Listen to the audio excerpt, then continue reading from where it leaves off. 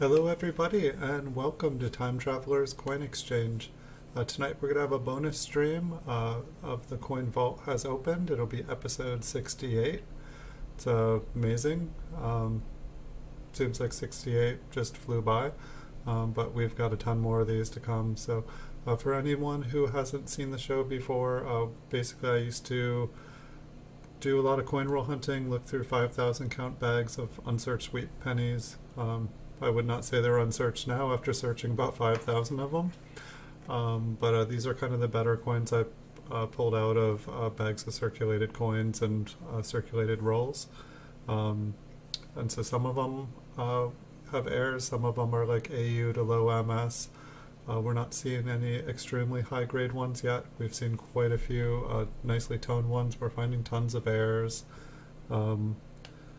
So I'll just get into it here. We'll start looking at some coins. Welcome Sev Weber, and thank you, or welcome Numismatic Sam. Thanks for being here, guys. Let's see, let me get my camera set up.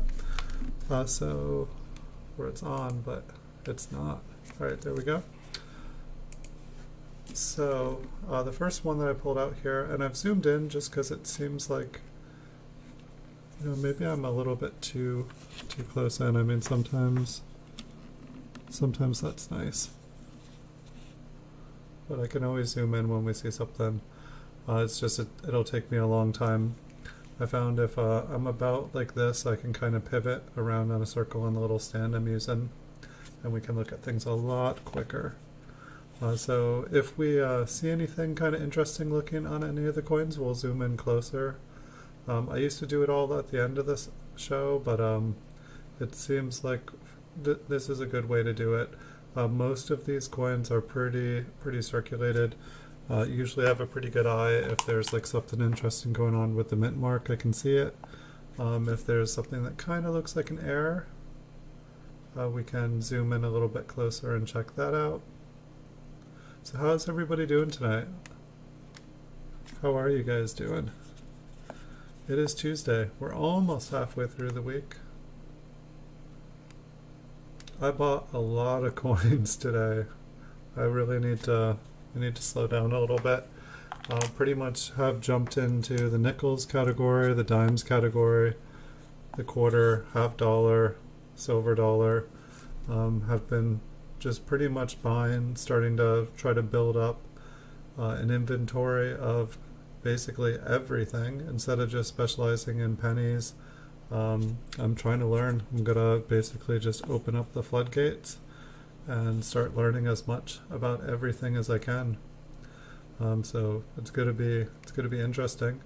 Instead of just looking and living in the small cent category on eBay, I'm pretty much looking at all US coins now, graded by PCGS.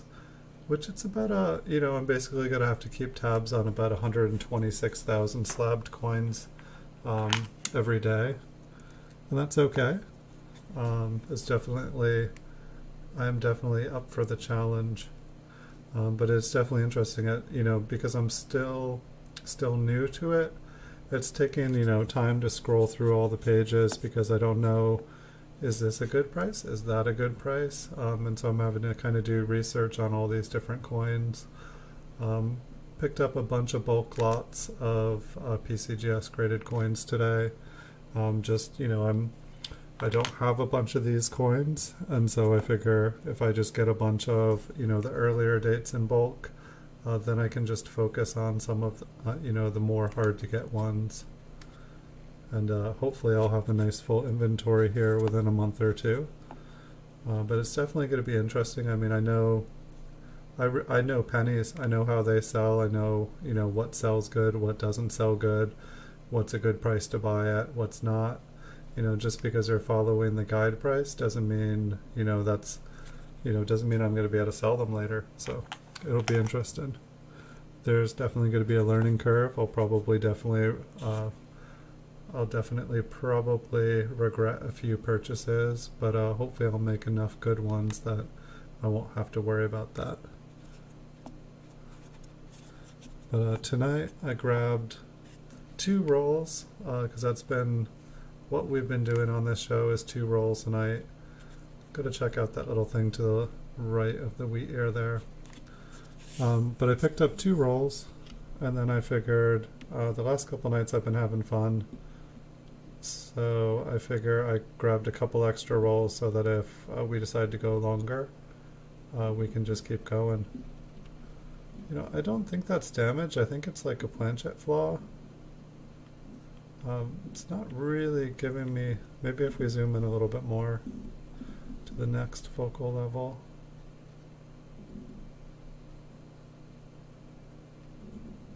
I don't know, what do you guys think? It's interesting how the rim is full on it. I feel like if that was a scratch, the rim would have just gotten taken out. So I got to watch a little bit of Copper Coins with Jessica hosting tonight, and it looked like she had a nice episode. They had a nice episode about how to identify varieties using their search. And I've been checking out Copper Coins for a while now, and I did not know that you could, like, I haven't been able to click anywhere. Like, I saw her like open up the thing, and then there was a ton more information. I'd never been able to do that before. So I'm definitely gonna have to go back and check out how to do that on Copper Coins, because that seemed way more useful. That was like, you know, it was like kind of like, maybe he just did a 2.0 of the website, I don't know. But it reminded me more of Variety Vista, but with even better photos and kind of a better setup. I've been, you know, really appreciating Variety Vista. So this one's like super, super thin. I'm not sure. I'll try to give you guys an idea of how thin it is. So I mean, it's like about half the thickness of a normal coin. And so I don't know if whatever we're seeing on here is just because the die wasn't able to strike it, or if this has been like somehow altered and made thinner. Let me see. It's like maybe the tiniest bit thinner. It's pretty much the same width. I was gonna say, I was seeing people, hey Blue Sandy, welcome. I was seeing people talk about like pennies that have been turned basically into dime thickness to like full vending machines. But I think it's just a really, really thin planchette in this case. Alright. It's the disappearing pen. I brought extra rolls, I brought everything else, and my last pen is disappeared, so I gotta get up.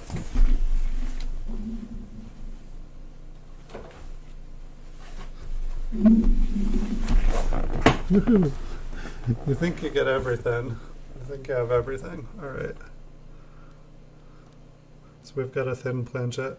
How are you doing tonight, Blue Sandy? So let's write that down, because something like a thin planchette or a split planchette.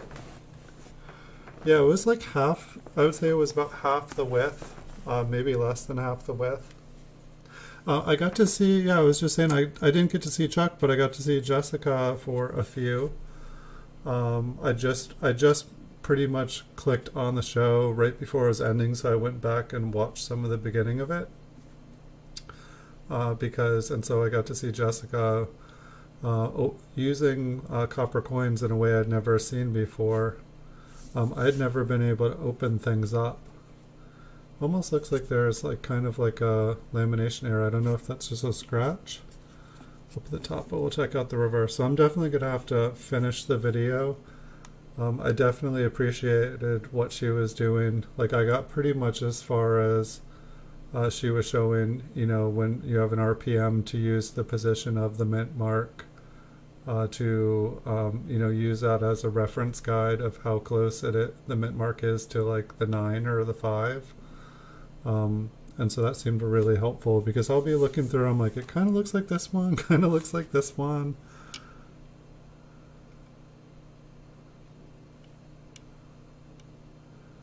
I can't tell if that's just debris or like some kind of smokiness. I think I'm gonna pass on this one. Yeah, and so I imagine there's probably a lot more helpful hints, and I liked the way that I didn't know that you could like open up each.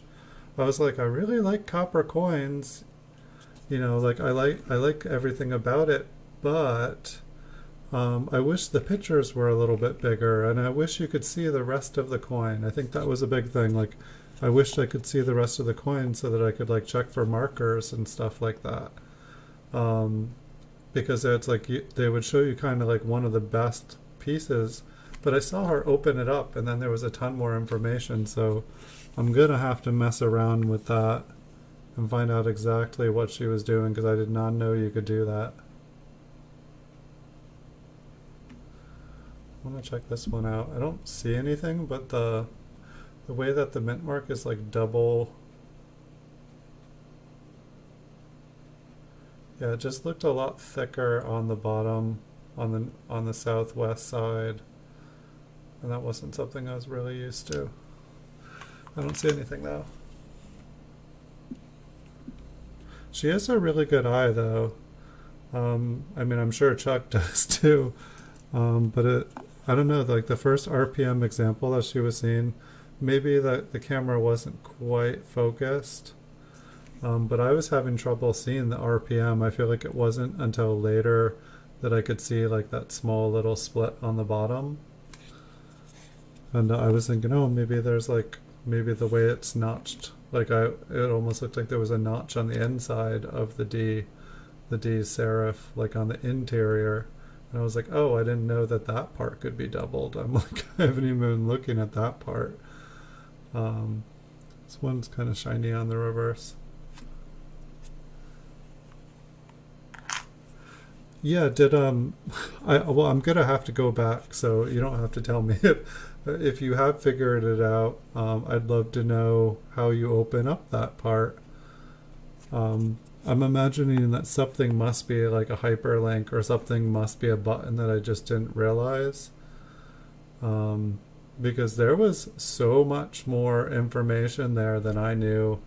Like I just, you know, I give Chuck even more credit now that like I've seen that like well, let me see if I can focus here. There we go. I found out that if I move my head, it focuses on my chair really good, and so then I'm back from the fuzzies. But yeah, there was a lot more information on copper coins than I even realized.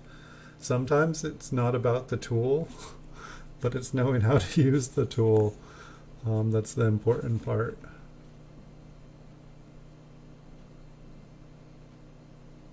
And so like I still don't know how to use the tool, but I know more of what it can do, and I, you know,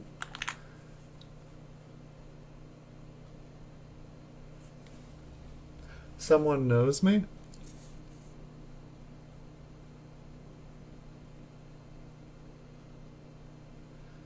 She knows you how she did for each coin. Oh, she shows. I was I totally read what you wrote as she knows you, and I was like, I don't think she knows me. I swear. I think I've had a tired day today like that where I'm like kinda, I think that's how yesterday was too. I guess I've been staying up till midnight doing coin shows. It's like I've been feeling like, you know, that little bit of extra coffee, the extra couple cups, like I think I've been doing about 6 cups of coffee a day. And then about at 8 o'clock, right before here, that's when I started on the water. But maybe I should slow down a little bit. But I just feel like I've been getting a lot of work done, and so I don't want to slow down. I want to keep going, but I guess it's probably a good thing to like keep our like bodies healthy right now, because there seems to be some crazy stuff going around in the world. You never know when a healthy immune system will help you out.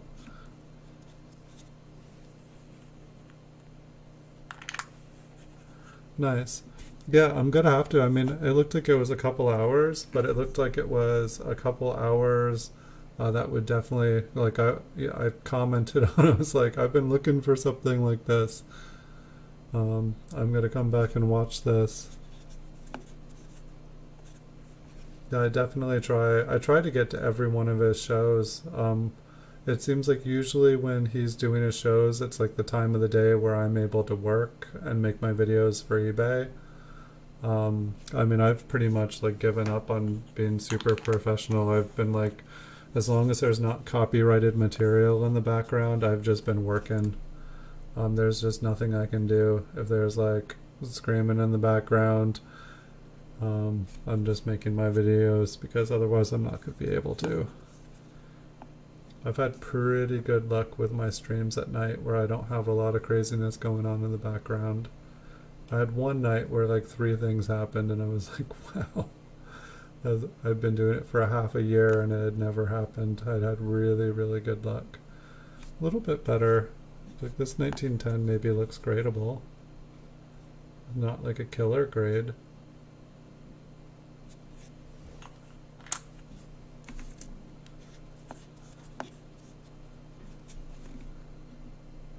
Yeah, I'm excited about branching out into all these different categories. Because sometimes it feels like, maybe if I was, not only looking at certified coins, um, but it's like with certified coins, I can pretty much usually buy and sell them instantly. But with non-certified coins like these, it's like I can put up a ton of them. I guess if I put them up for a penny a piece, they'd be guaranteed to sell, right? But it's like usually if they're not certified, I have trouble having them be worth my time.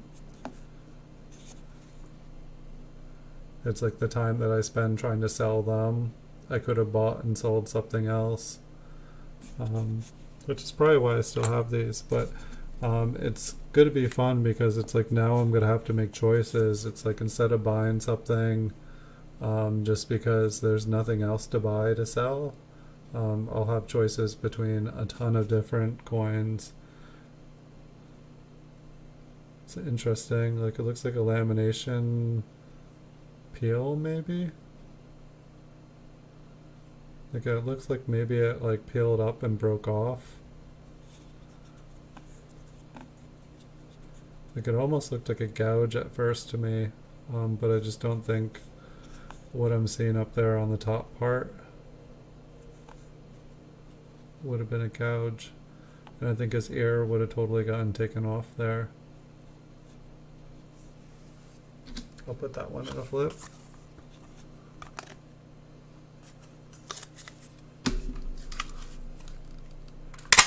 I looked after the stream last night and it looks like I am about 3/4 of the way towards my watch hours. Like I've been streaming for like a year now and I feel like it wasn't until like the last maybe 3 months since I started back up from since I started back up after the pandemic started and I had to take a break until I had time to do this. It seems like I've just been trying to like keep steady and keep showing up on time, and it seems like things are finally going forward here, which is kind of exciting. We're at like 4,250 videos in a year. We've been busy. So I don't know, I guess I just gotta keep, I'm gonna keep doing my Wednesday, Saturday night streams just as normal. And then when I can, whoa, this one's cool. Dude, when I look down at this one, it makes me dizzy.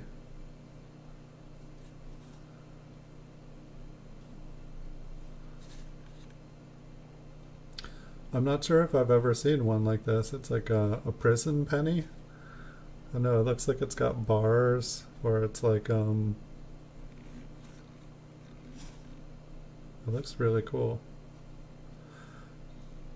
Do you think somebody like cleaned this? Like, just like ran like a Q-tip down, like striped it? It was kind of a surprise from the front. The front almost, I was gonna say, it almost looks like it's been cleaned.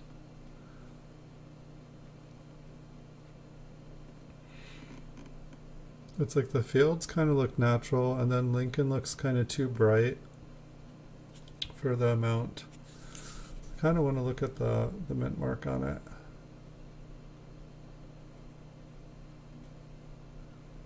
I think it's just been knocked.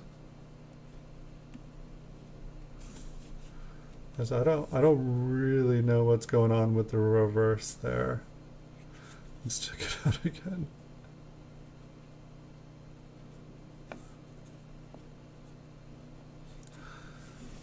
It's like a tiger.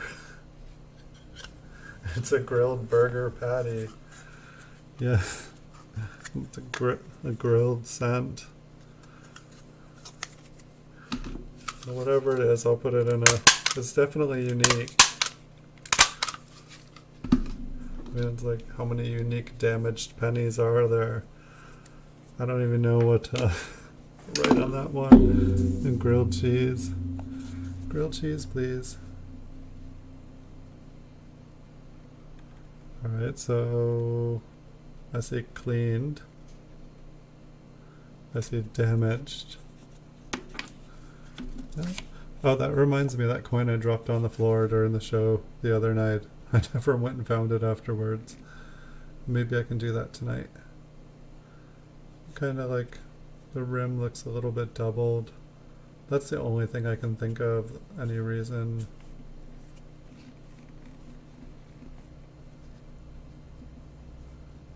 Oh, the rim looks kind of cool on it.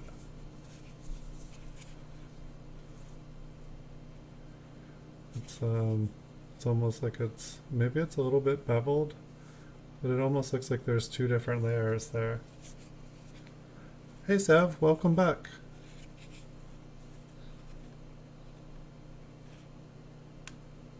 I don't exactly know. Maybe I was part of the cleaning process. Anyway, I'll show what I do with that last one. Did I just throw it over there instead? No, surely I didn't.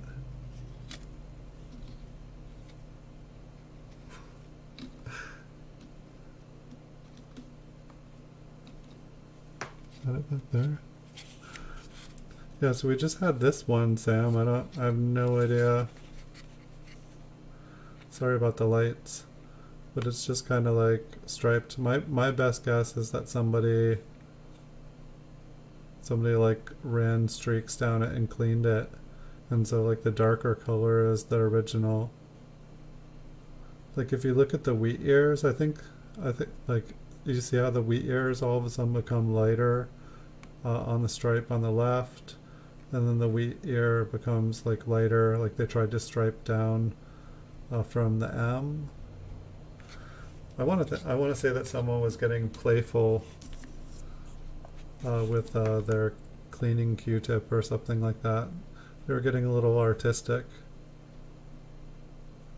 but it looked really cool. So let's see, 1920.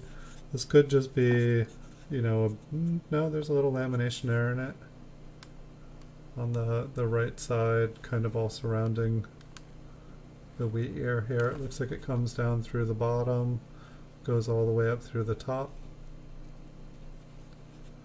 It's like sometimes it's just like, oh, I have an old one, like, and it's, you know, not totally beat. I'm gonna keep this one. It's like I feel like the more messed up looking coins I look at when I'm coin roll hunting, you know, like when I just get like a kind of nice average ordinary one, it's like, okay, you're a keeper.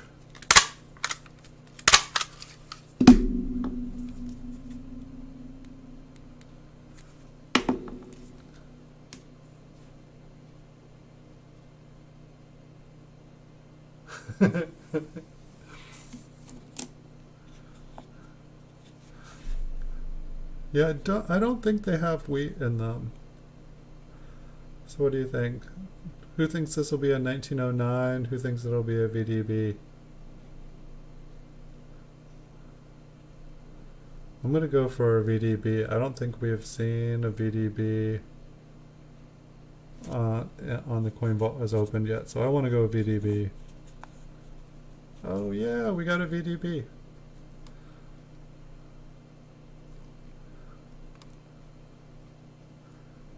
And not the worst one either. I mean, it's got really nice details on the ears. Let's take another look at the front.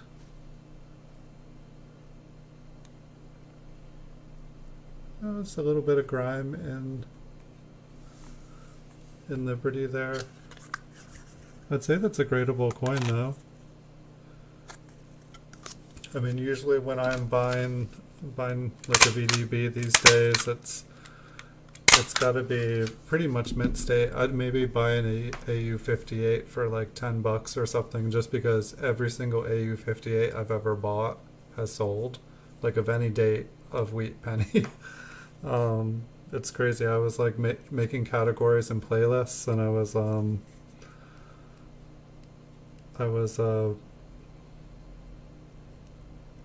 gonna make AU58 playlist, and so I brought up all the videos for it, and it was like 0 videos. I'm like, what? There's something not right there. I've bought tons. I bought, like probably like 50 AU58 coins, and but I sold them all, every single one. I guess it's like the everyman set.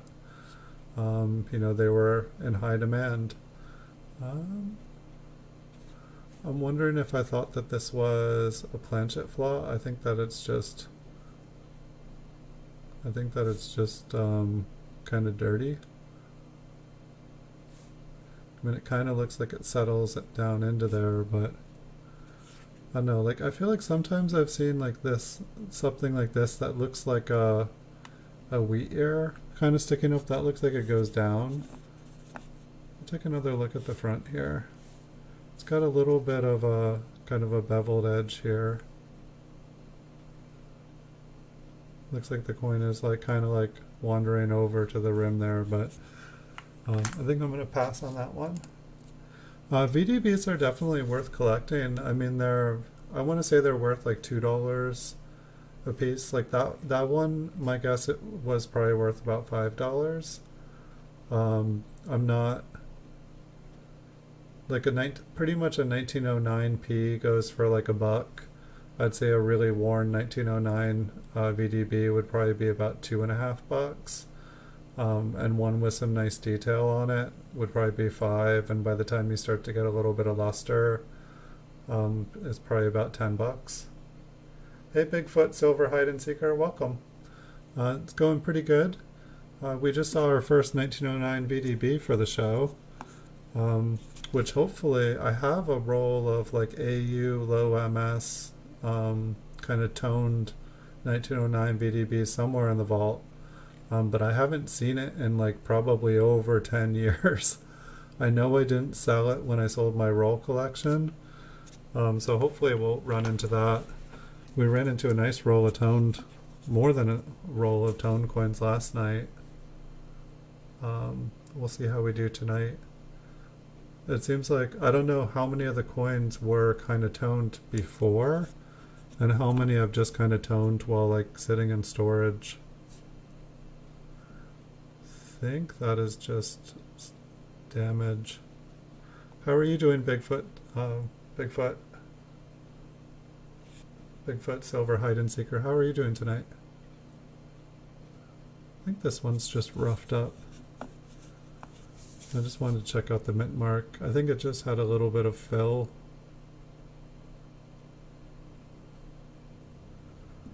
A little bit of machine doubling on the date.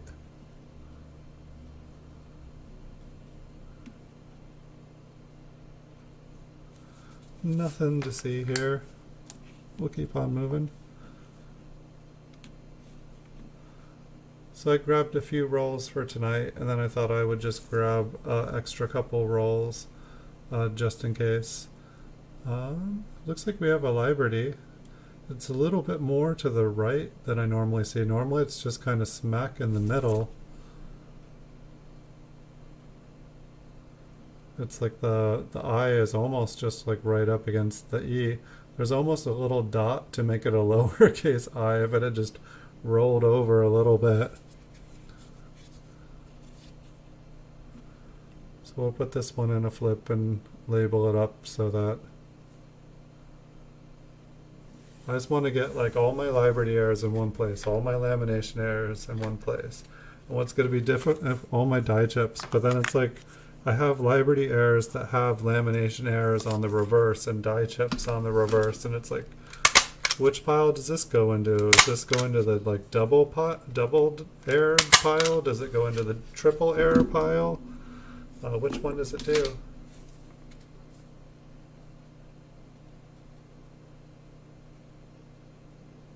Nice. Good find, numismatic Sam.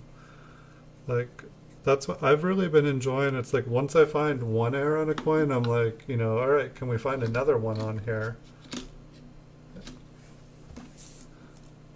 It's like the only thing better than one error on a coin is finding two errors on a coin. All right, so we've got a lamination error running across this one. Just goes straight through the coin. Can we find another? Can we find another?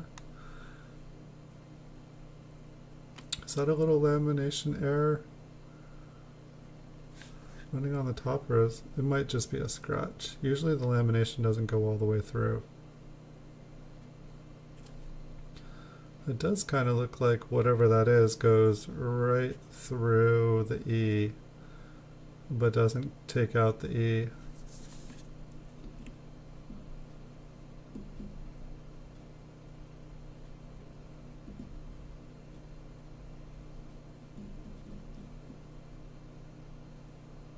I think it might go all the way through. I mean, it's on a different place. They were just using some crummy metal to make these, some crummy copper. It costs too much to get a coin graded Zev. It's ridiculous. I think the cheapest company is maybe Annex. I don't know. I don't think they're still doing it, but they had like a 10 for $100, like 10 for 10 thing, and that was probably the cheapest way to get it graded. But they are, I don't know. They're a fine grading company, but like the other two are kind of, I feel like the coins, good coins, make like realize more money at auction. Nice.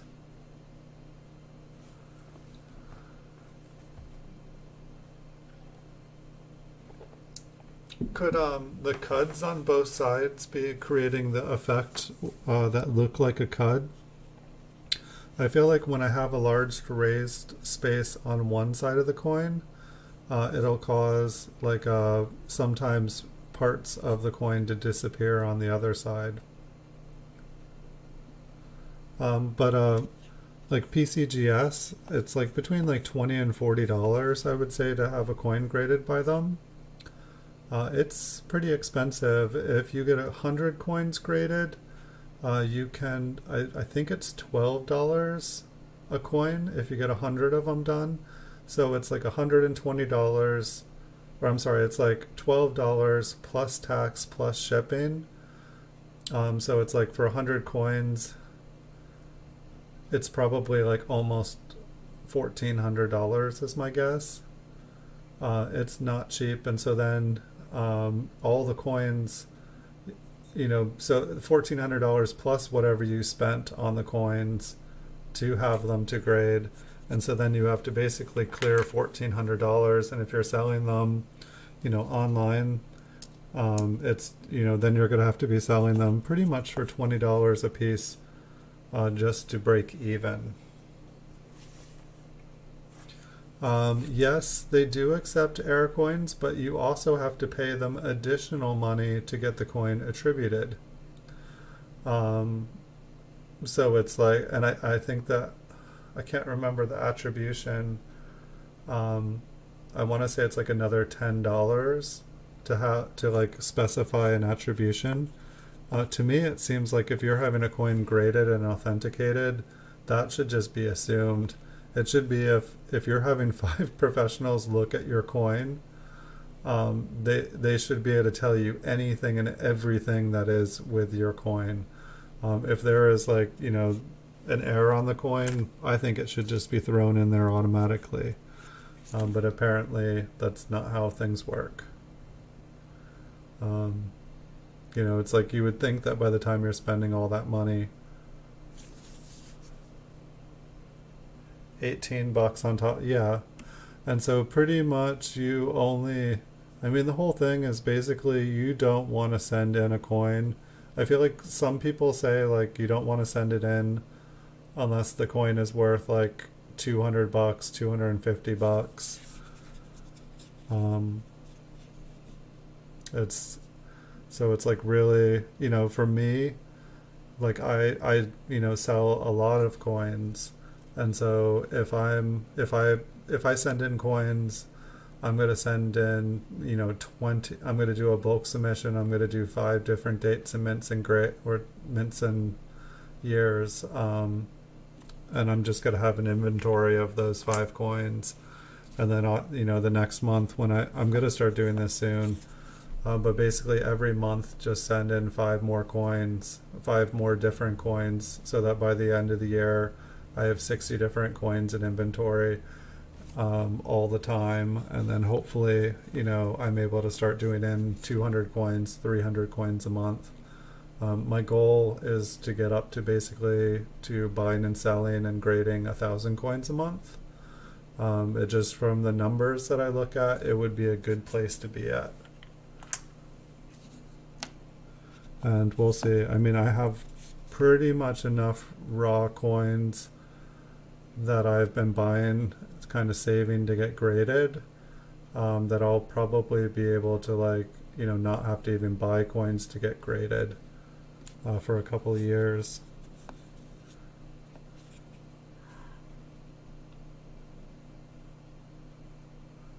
Crazy animal sounds outside.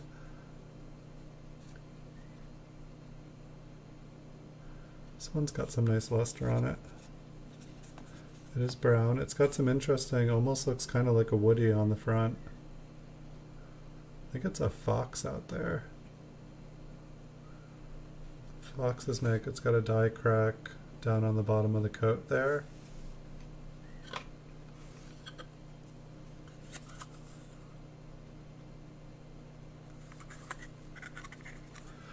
Yeah, we have shows kind of like that. I feel like maybe the closest. I don't know if there's a currency one, but there's like what is it, like American Roadshow, I think. And it's like the people will bring in different items, and then the people will say, "Oh, it's worth $10,000," and the person will like faint and look really, really excited and happy.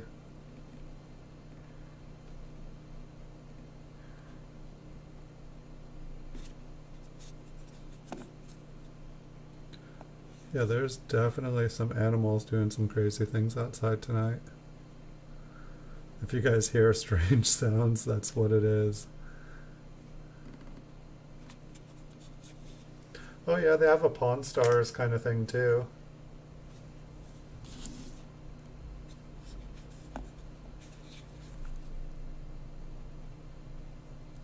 Or we did. I don't even does Pawn Stars even still play?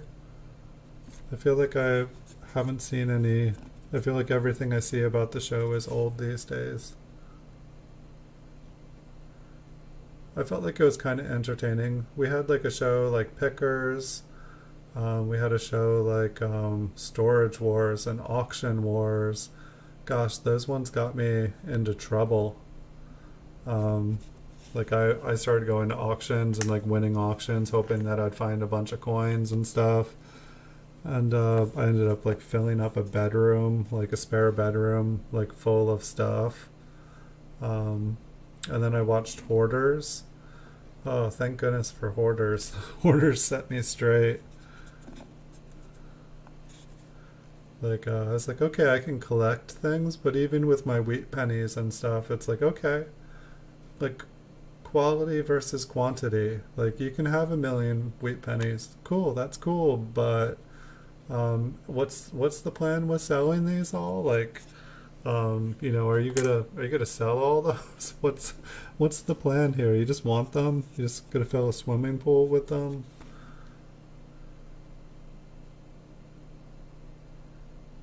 Kind of looks. Maybe we'll go in on the mint mark there. was gonna say the 4 looks a little bit machine doubled.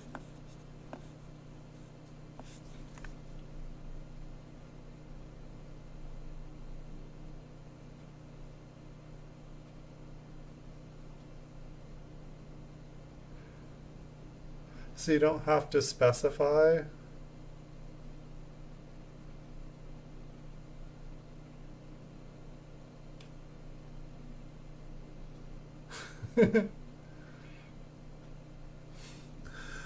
Yeah, hoarders really, really, really helped.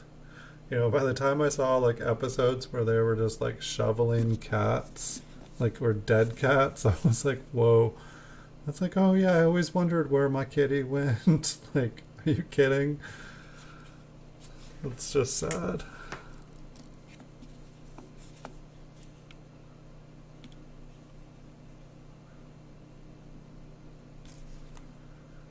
What do we have here? I'm gonna guess a 1916 D. Feel like with the last digit we kind of get a 6 kind of feel. I know it kind of looks like, no, I want to say it's a D. This might be a lowball coin right here. This might be able to go in someone's lowball set. I almost feel like we could get a pour out of it. I don't know if that little rending there, that would like make it like a genuine P quality or P details. That'd be awesome.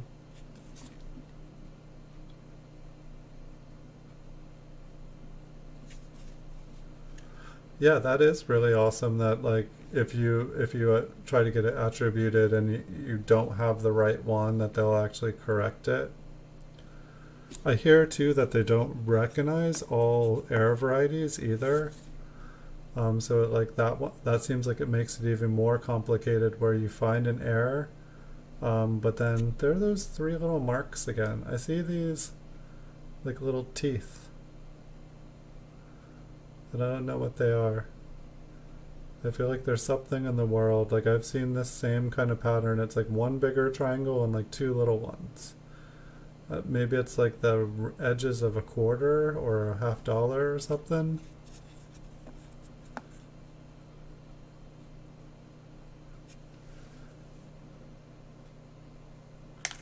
The 16's in better shape than your 19.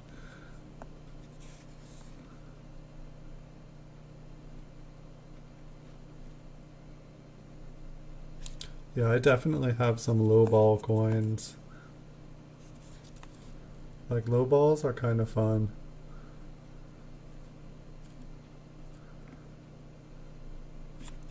It's like I guess it's just like the interesting thing about the low balls is it's like they're like so worn, they've been used so much, but nothing so bad happened to it. It was able to get all that wear and all that tear and be worn to nearly nothing, but like somehow still be a gradable coin, not have like some crazy damage on it.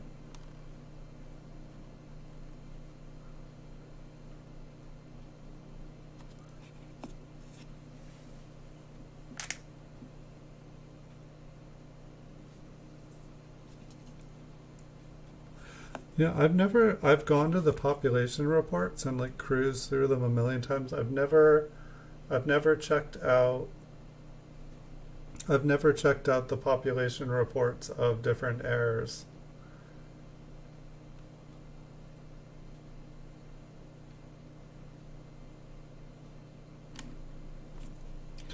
That seems like it would be a really interesting place to kind of like check out all the different errors and their populations.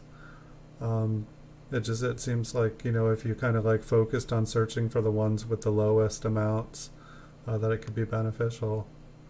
And just to let everyone know too that's watching, if you guys haven't entered the giveaways, I do have 3 cash PayPal giveaways going on right now.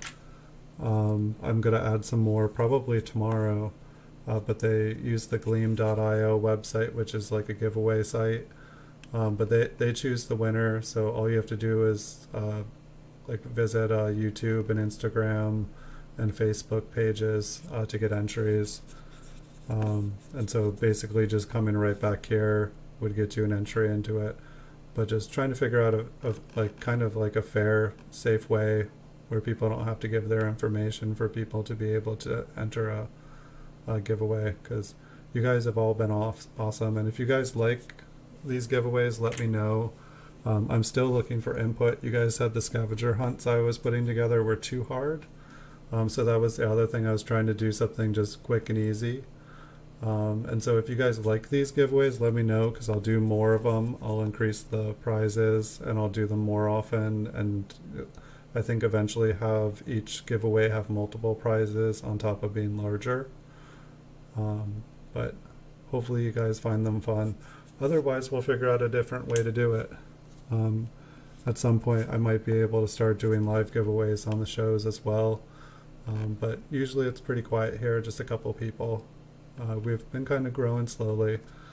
But I was doing some giveaways and I was just giving them away to the same people at every show, and they loved it. But you know, I wanted to make things fun. And so I guess a couple people were really liking it.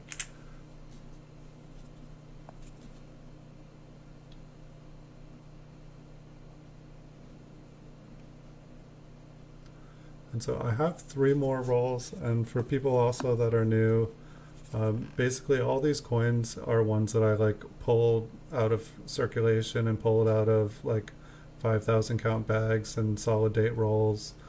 They were what I thought were the better coins, and it does seem like I've pulled out a lot of errors.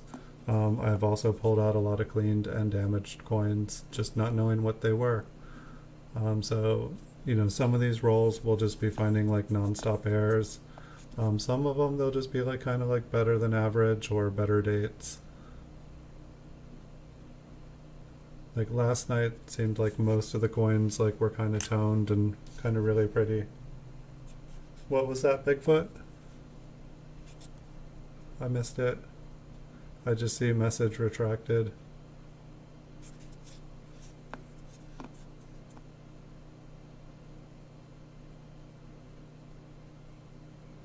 A nice brown reverse. It looks like the O and 1 is a little bit of a weak strike there.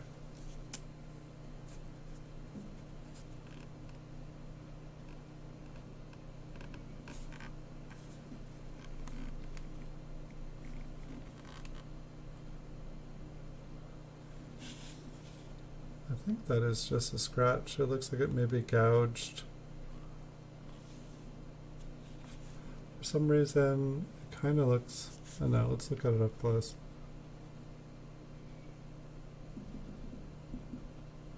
Yeah, I mean, I think that looks like a scrape. Just not fair. It's cool. I'm just letting people know, because if I don't I feel like if I don't let people know, nobody knows about it. You know, sometimes I go down into the descriptions. I'm kind of the same way. Like I'll be watching other people's shows and they'll be doing the giveaways, and like the most I usually participate is if someone says they're doing a giveaway and they're like, type something in. I'm just like, I type in share. Like I like going to other people's and watching their streams, and I like watching people win. It's not the same. I'm just trying to... I think there's like a raccoon and a fox going on outside, going at it. Hey Logan's Coins, welcome. I didn't see you before.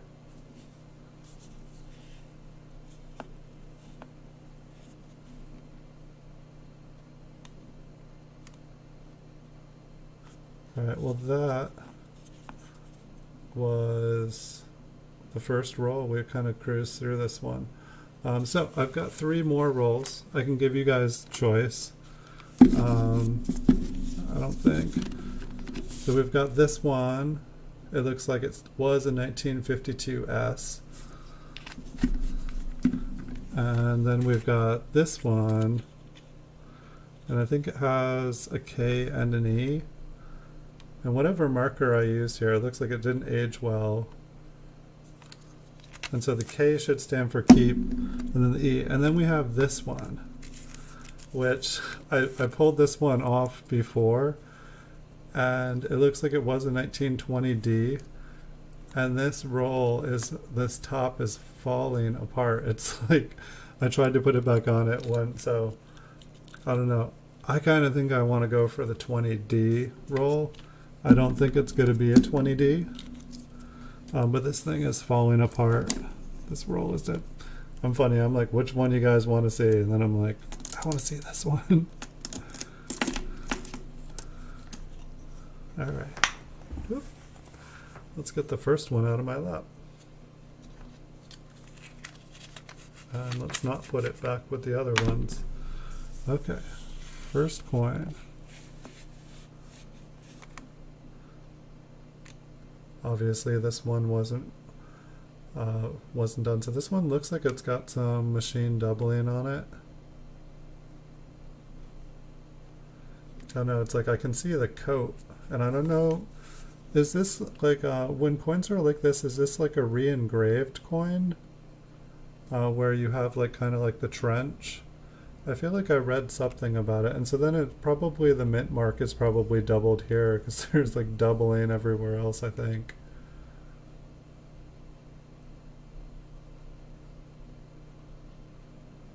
Oh, maybe it wasn't doubled on it. Maybe it is just the coat. Like we had the one last night that there was doubling on the coat and on the chin, but I feel like I saw something on Liberty. Where am I? Hey, welcome back, Blue Sandy. Was that just me seeing things? Maybe just the left side of the eye is raised up.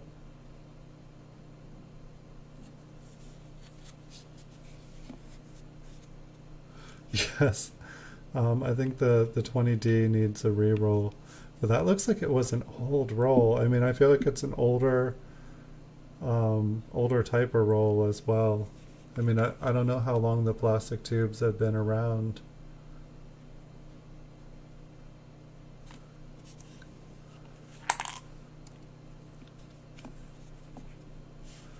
A die crack through the 5. Hold on.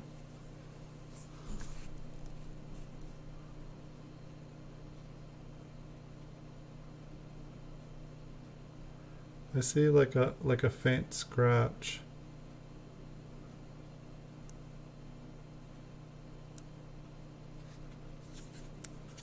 Let me move that other one.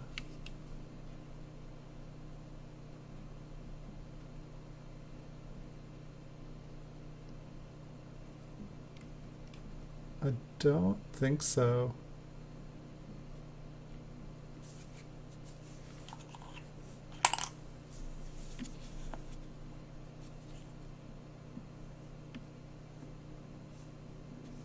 Yeah, I have like a whole bunch of these like tubes just empty. I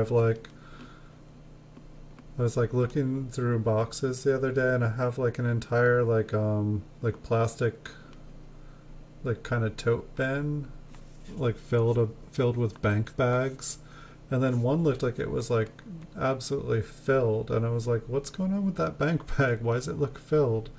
And so like I kind of poked it and lifted it up, and the thing was just filled with like plastic coin tubes. Sorry, not trying to make you guys dizzy.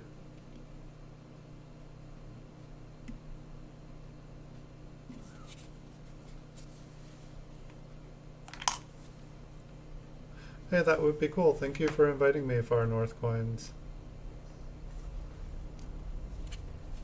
Thanks for joining me tonight.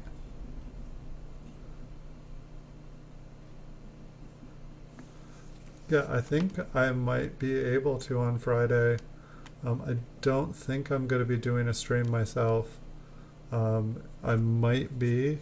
I still have like 30 mint cello rolls that I need to go through. What's going on with this one? But I keep not getting to it. Almost looks like it's like little tiny cuds or like a die crack that just kind of zigzags on the rim. What are you guys doing on your live stream this Friday?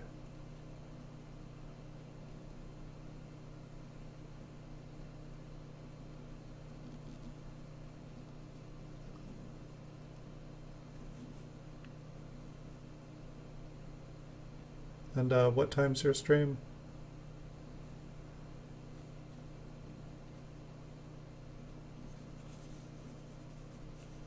I don't know what these ones are. I don't know if that's just a die crack that kind of like zigzags, or if there's like 5 or 6 different cuds on the coin.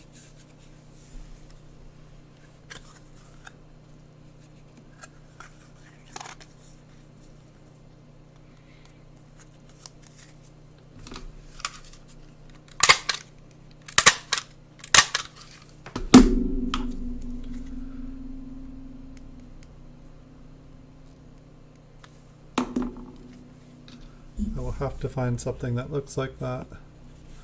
It's hard when you don't know exactly what something is to then be able to like go and identify it against something else. But at the same time, it's like if you kind of organize stuff and then you are always keeping an eye out, then if you see something like what you found, then you know what it is. I mean, I can send pictures and stuff to like people like Chuck, and he's really nice, and he'll be like, that is this and this, and he'll kind of explain, but it's like I try not to send him a billion different photographs, because I know his time is important to him, and so it's like I just, unless I think that something is like really, really cool or possibly worth a lot of money, I try not to bombard him with emails saying, what's this? What's this?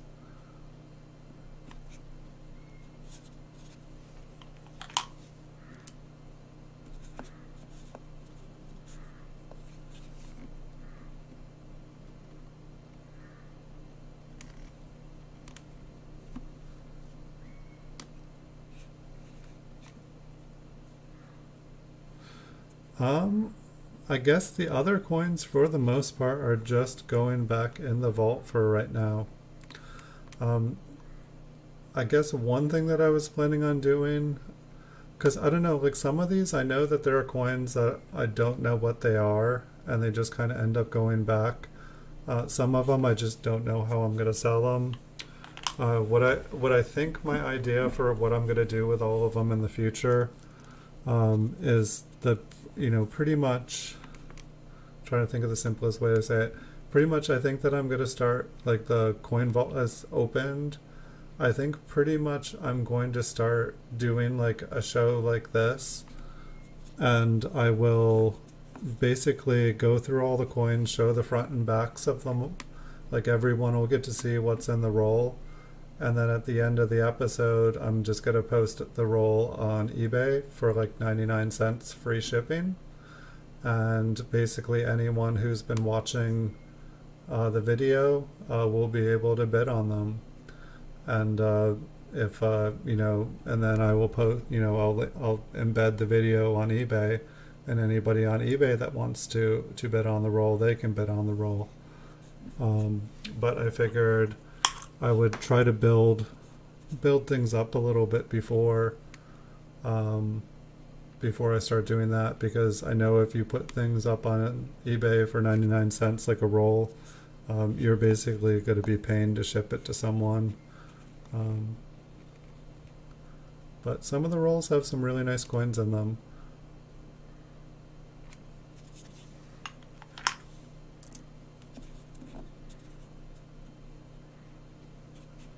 We've got a 25S, maybe lightly cleaned, but I never complained to a 25S. Maybe a little bit more cleaned on the reverse and spotted and corroded.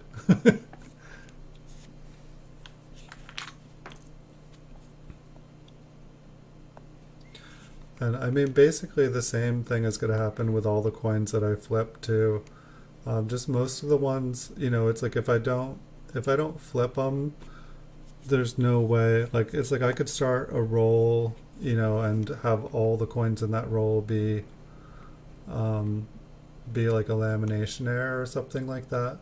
But it's like, unless I put like some sort of marker on the flip, I'm just gonna end up doing this over and over again, trying to remember what is what. And so this is just like kind of an attempt to like begin to organize everything.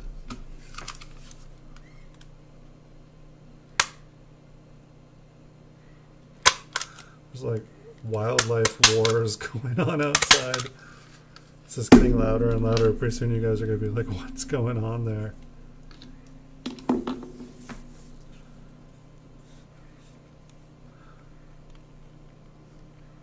It's like, I don't know, like, personally, I would like to just sell all this off as like one giant collection.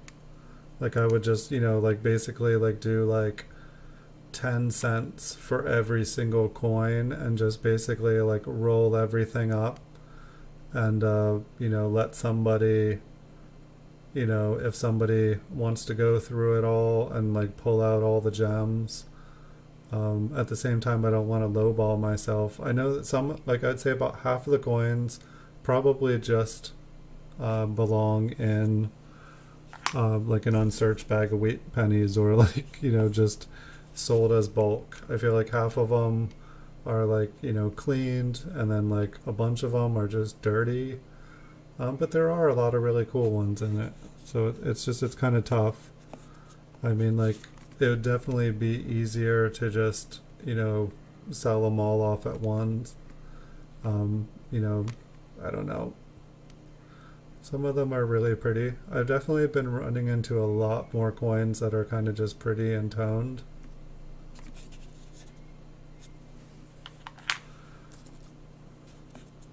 And I don't know, maybe if I did like the 99-cent rolls, and put them on eBay, maybe that would be the best way to like kind of like start everything up. It's like if I put a roll up every day, it would just be interesting to see how things went. It was kind of like I did that, I tried to kind of put together some like random rolls at one point, like probably about 5 years ago, just, figuring that people would buy it, and then, basically that would happen where they'd be like, okay, this is way better than an average roll.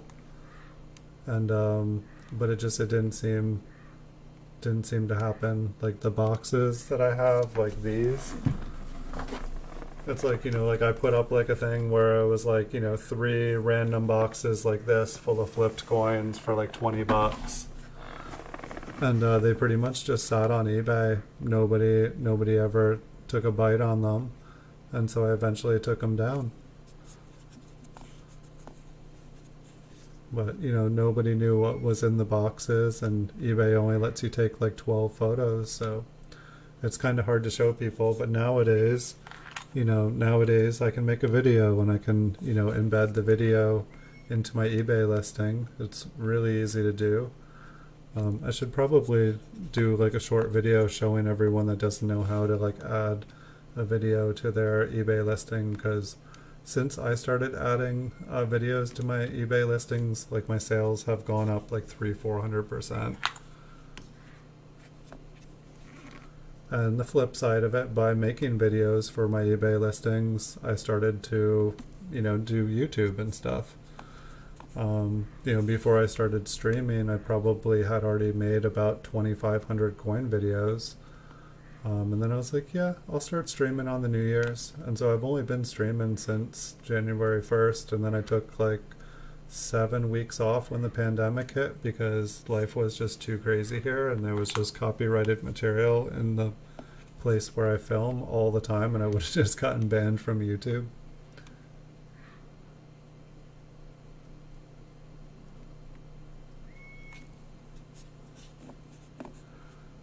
I saw a pelican today, like for the first time at the water.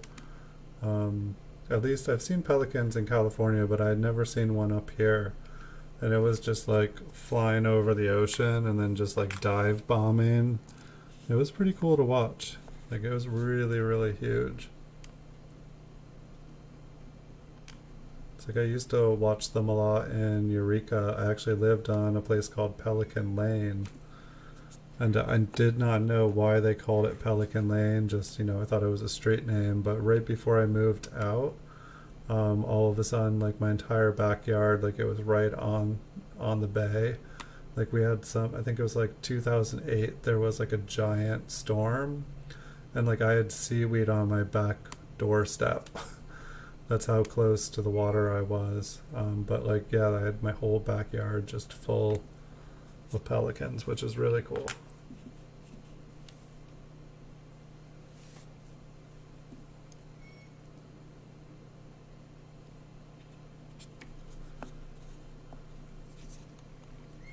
I think this is our first 20, yes. Kind of want to go and tell those animals to quiet down. Can you guys hear this? I'm just curious because I know my microphone picks stuff up pretty good. We've got a 14D. Looks like it's been cleaned.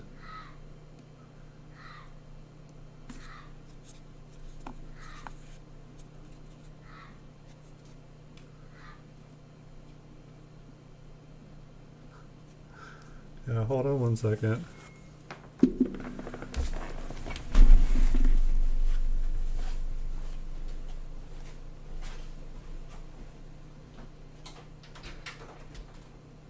Quiet down, you little crazy ones. You want mine? Come on. Come on.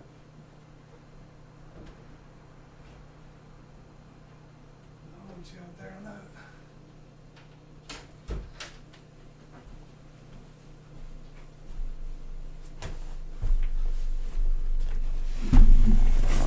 Sorry about that. It just seemed like there was going to be like animal brawl outside. Went and broke it up. Well, never mind. They want to go at it, they can go at it.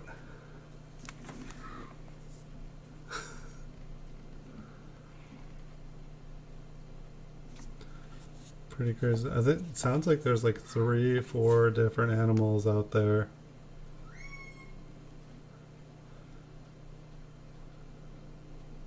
I don't know what they're doing.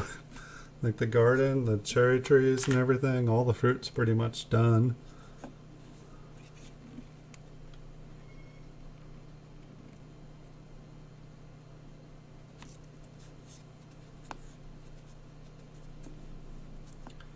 Usually I don't have animal wars going in the background here.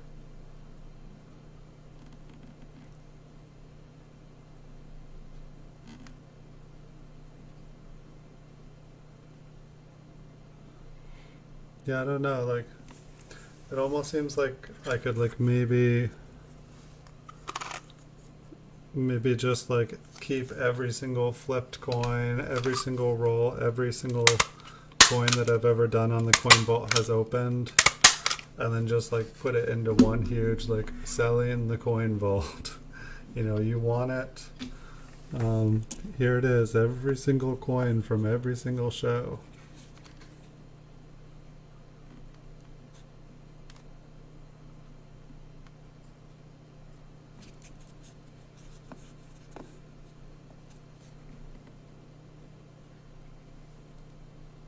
But it sure is kind of fun to like get to go back through everything, because literally I haven't looked at any of these in like 10, 15, 20 years since I put them away. The idea was always like, okay, I'm going to go back through, but it was like I was just always getting more and more bags, more and more rolls. Like it was always like, okay, well, like I'll go through them once I'm done, with all this, and then it's just keep moving from one project to the next project to the next project. So like I never stopped to go through everything. And I feel like I started to go through some stuff. Like I feel like the first maybe 9 or 10 episodes, like when we were going through like the flipped boxes, Some of those had like inventory numbers, like, and I was like starting to try to like, flip the stuff, put a serial number on it, and then like put it up on eBay. But it's like, I never got to like, any of these rolls that I'm going through now. I have like whole things of like ones in like little plastic bags and stuff that I believe were supposed to be the really nice ones. I just wanted to put them all in something so that they never got, bumped again.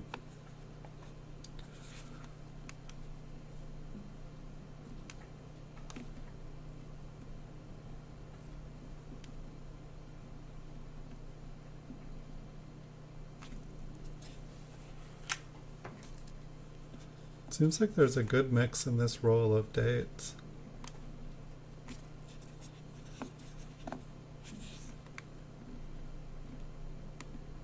Seems like there hasn't been as many errors in this roll though. Like what like everybody watching, like what would, like, what's your favorite kind of coins to like look at? Like are they like new bright ones, like errors, old ones, toned ones? I mean, it's like basically it's like every night for me, I don't know what I'm going to be looking at with these, and it's like I could organize them, but like I feel like it would like kind of lose half the fun. It's like I like not, it makes it feel like I'm still searching. Because if I knew what I was going to be looking at tonight, it's like as soon as I saw like the best coin of the show, I would know it. And then it would be kind of all over. I was like, oh, well, we've seen the best one now. Like, but I never know. Like, I don't know if this is going to be the best one, or if the next one, or the last one, or the first one. Fortunately, I don't feel like we've ever had a show where like the first coin was the best one and then we didn't see any good ones after that. I feel like we've had quite a few shows where the last coin was actually a really good coin, or I feel like we had one where it was like a really nice RPM at the end of one of the shows. I was like, wouldn't it be nice if the last one was an RPM? Old and brilliant uncirculated. Yes. That sounds good, Lemonhead Penny, and welcome. So I did get my first brilliant 1936 proof. I think it was Monday morning. It hasn't come in the mail yet, but I paid for it, so it should be in the mail. But it's the brilliant version. It is environmentally damaged, unfortunately, but it's been graded by PCGS. But it'll be my first 1936 proof sent, and it's the brilliant variety. So that's just a hair. Yes. I thought it was kind of an interesting, like, squiggly in the metal. No, it's an all natural human squiggly.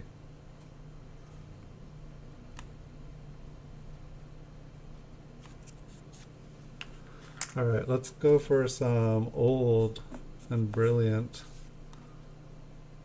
That sounds good. Not cleaned. And not 1945D. It's like you can see where my experience level was back here. It's like I'll have one nice coin, then a damaged coin, then a cleaned coin, then an error.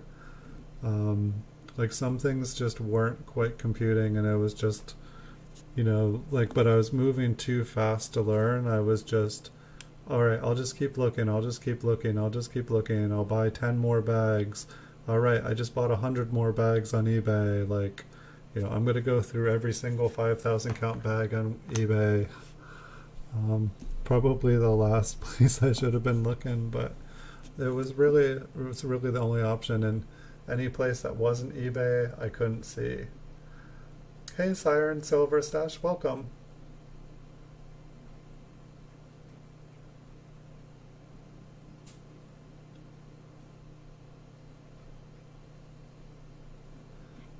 I think we had an Indian head sent on I think just the other night. I think that's the oldest one. Maybe we had some flying eagles in one of the early episodes with the flipped ones because they were just kind of got mixed in. But I think we've only found one Indian head cent in all these. But yeah, eBay it seemed like the best place.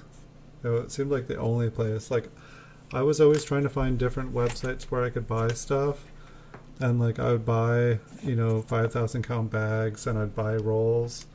And they'd be like the worst rolls. It seemed like where people went to get rid of all their, like it was like you have like, if you're roll hunting, you have your bank you pick up coins from and you have your dump bank.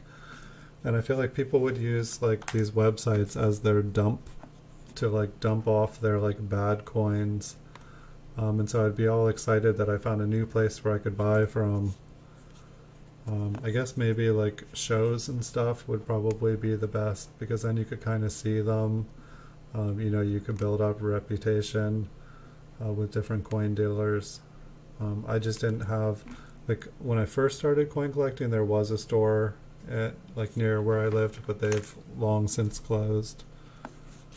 But it was like occasionally he would like put together like he knew that I like searching through wheat pennies, and I don't think it was worth his time, so he would basically just anything he didn't want he'd like run it through the counter and I could buy it. You usually couldn't buy a full 5,000 count. I think that is just a weird line going through. We can check. Oh, it does kind of look like a crack. Well, some of it looks like a crack, or maybe it's a crack end.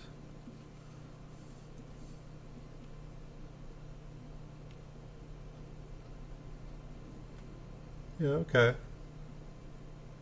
It zigzags a lot for a scratch.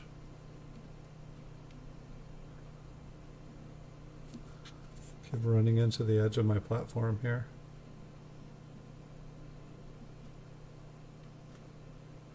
Okay, yeah, I guess that's a die crack. Well, I feel like the nearest place out of town that I tried was like 2 hours away. And they had one shelf of coins. Like whenever I'm on a road trip or like out of town, I would always try to like, stop. But I just never, hold on, I'm out of staples. Probably it's like I'd probably have to go about 4 or 5 hours.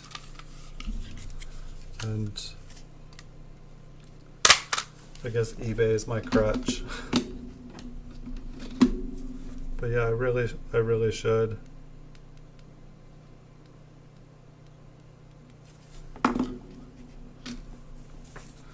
I really should try. I'd like to go to a big show, and now it's like, okay, now we're in pandemic land. And it's funny though, I will see, like I was watching Coin Table and he was like, or Chris Tisdale, and he was like at a coin show. I was like, wait, the coin shows are open right now? I thought we were in shelter in place, like, like only essential travel.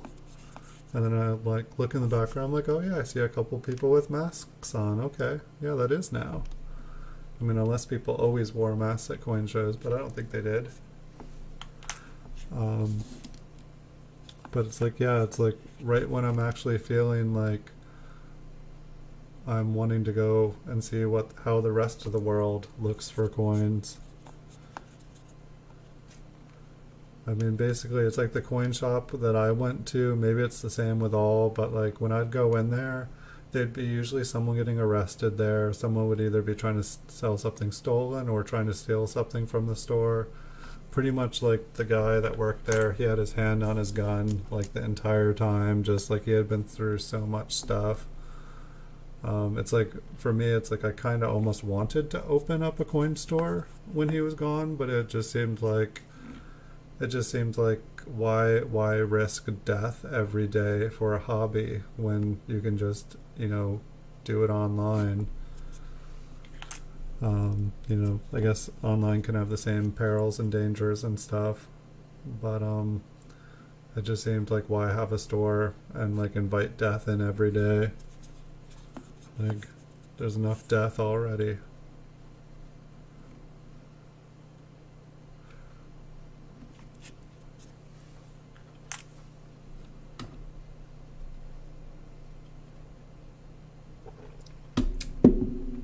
The coin show? Yeah, someone, maybe it was you, someone was saying that there was a coin show this weekend or something, I think in Ohio. I heard something about it. That would be awful far. I'm not getting on a plane right now. I'm not getting on a plane until like coronavirus is something that's like in history books.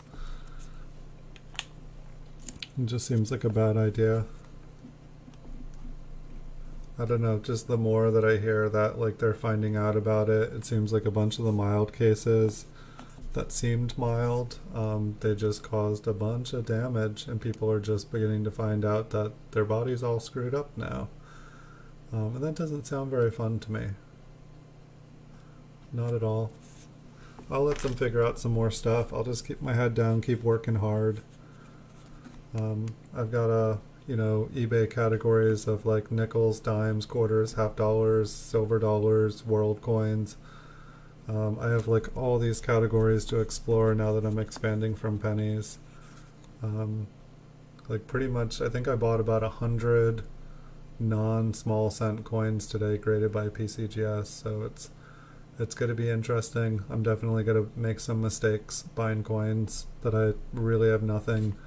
Some of them I didn't even check the prices on. I'm just like, okay, that'll be, I'll buy this bulk collection here, I'll buy this bulk collection here, and then I can fill in the gaps and I can have an inventory for these. Because it's like, I don't know how many times people have been like, I wish you had nickels, I wish you had dimes, I wish you had quarters. And I'm like, sorry, I like pennies. And so I'm trying to expand myself. And if I find that I don't like nickels, that I don't like dimes or quarters, I know what I do like, and I can just do that.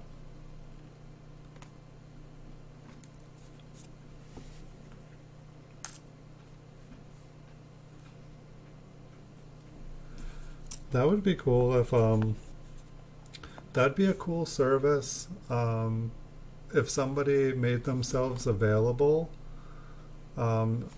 to essentially be someone's visual eyes at coin shows. Like say somebody couldn't go to a coin show, but they knew all the people there and they wanted to do, like, they could like hire someone to basically go to the coin show for them and go and like look at all the tables and look at anything up close, get quotes from the dealers. I'm sure people probably do. There's probably coin shows going on in multiple places, so they like have people go to one while they go to another. But it seems like right now, like it would be kind of an interesting business model to have somebody, who's able to be hired to like, basically like scout the show for you.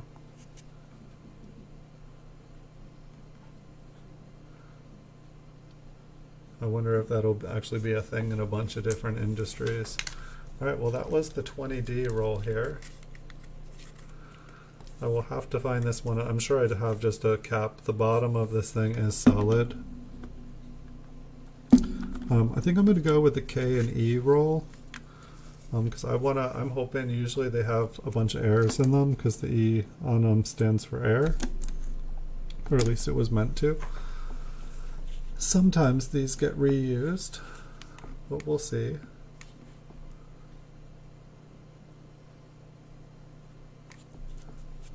Looks like maybe some light cleaning on the front.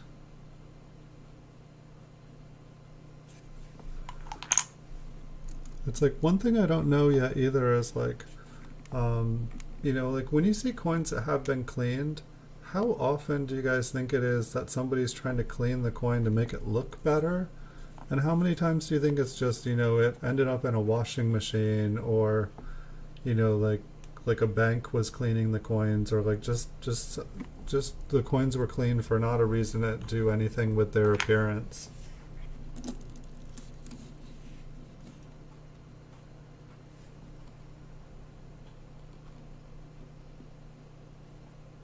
Nice. That sounds awesome. I remember on eBay one time, like there was somebody basically like posting stuff on eBay from the show. They were like, you know, I'm at the show right now. I can put you together a full set or buy you a full set of, you know, like these coins at this price. Like, you know, I can get you every single date and mint. This one's got kind of some interesting lines going down it. I don't know. I can't really pick them up. There's like kind of like these vertical lines in the coin. I mean, it doesn't really look like it's the luster. Can you guys see that? Like there's like one right to the directly left of the N. That's awesome, Siren Silver Stash. That sounds really fun. Especially if they have deep pockets. And you can satisfy those pockets by just buying a ton of stuff.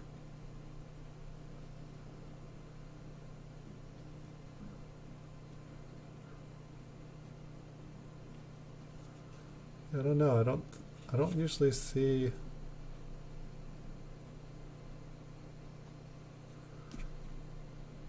There's just these weird lines that go up and down on it. What is the front of this one? I think I'll put this. I think I'll put this one on a flip just because, like the reverse there looked really kind of interesting.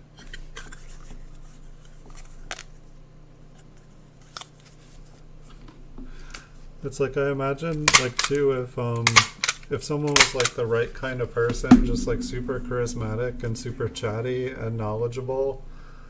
They could probably like, it's like if you sent someone in that was like basically like a professional buyer with like a mean poker face, like a very pleasant poker face, you could probably like have them negotiate you some like sweet deals.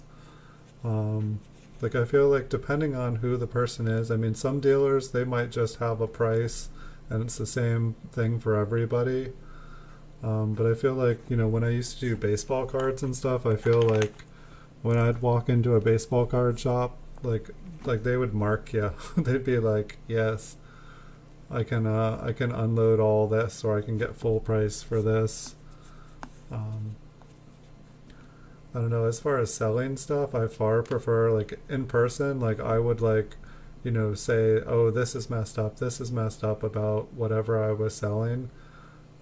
Just because, I don't know, I find on eBay and online selling stuff, it's just you put up all the information, you put it there, give it a buy it now. If somebody wants it, they buy it. If they don't, they pass. And it's just like, I feel like for me in person, I just shoot myself in the foot over and over and over again. I would be the worst car salesman in the world. This one's got a pretty nice die crack on it.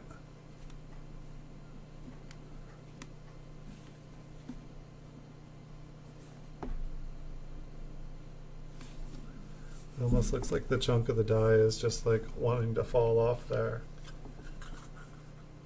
There's one to the right too, where you couldn't have seen. I must have been talking about something else.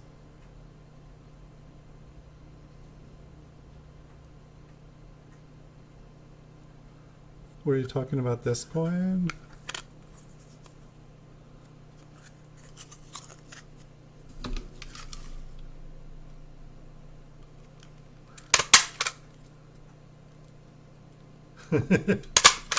Nice. Well, it sounds like you have an awesome job, Siren Silver Stash.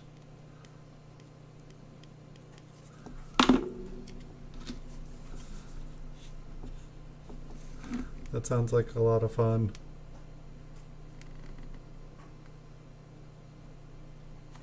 Seems like you probably get to see a lot of really cool coins. I hope you like coins. I'm guessing you do.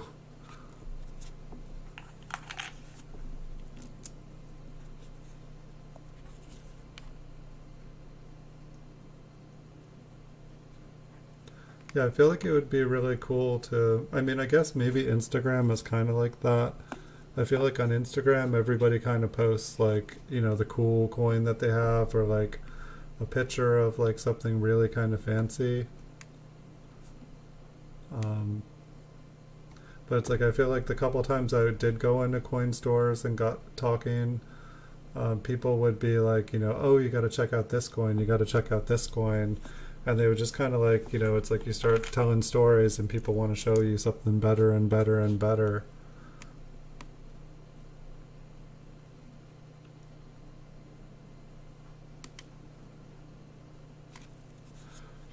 Yeah, I'm glad. I don't know, it was weird. Like I started making videos and stuff or I started doing Twitch and I started doing video games because I loved video games. But then I started playing like, you know, I started streaming. I do 20-hour long streams of games. Um, and but I burnt myself out, and so like this is what I did for work, but I was like always trying to do my other kind of side hustle, which was trying to stream video games. And then I went and I looked. I'm like, wait, my first videos that I did had like 10,000 views for coins. I'm like, and my video games have like 10 views. I'm like, I need to make coin videos. And so I just stopped like a year ago making coin video or making video game videos. And I haven't played a video game since. I've just been making coin videos nonstop for a year now. Um, I love video games. I'd like to play, but I also love coins. And that's why I only have a guaranteed stream on Wednesday and Saturday, is to keep things fun. It's like so that I never feel like it's like I can commit to 2 days a week. But it's like I never feel like the other days I have to be here, and so it doesn't feel like work. I love looking at all the coins, like all the PCGS coins that I do. It's like you know, it's basically like a mail call every time because I've never seen the coin before. So I'm able to see all these beautiful coins. And it's like, you know, I make a video out of them and then they sell. And so it's like,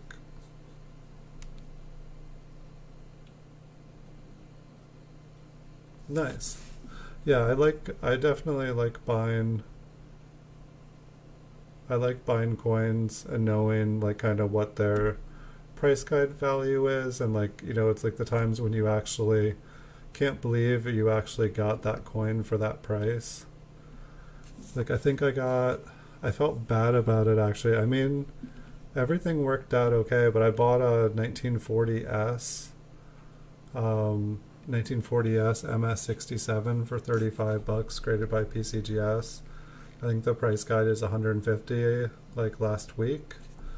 I think I might actually send them a little bonus on it, but I figured once it sold I would send them like some extra money for it because they just put it up as a buy it now on eBay. And I knew that they probably didn't know what the value of it was, or just I figured it was a scam. Honestly, they had zero feedback.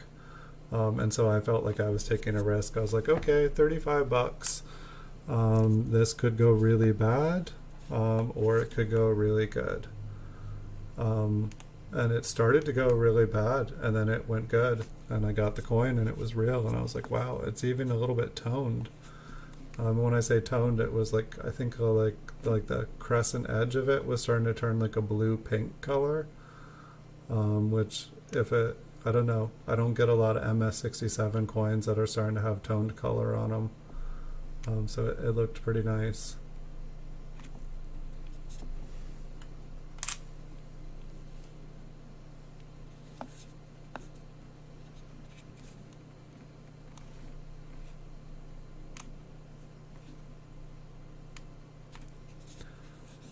But that's another reason I'm excited about getting more into nickels, dimes, quarters, and everything, is that, like, you know, the amount of kind of deals that come along like that every week or every month, there's not a ton of them.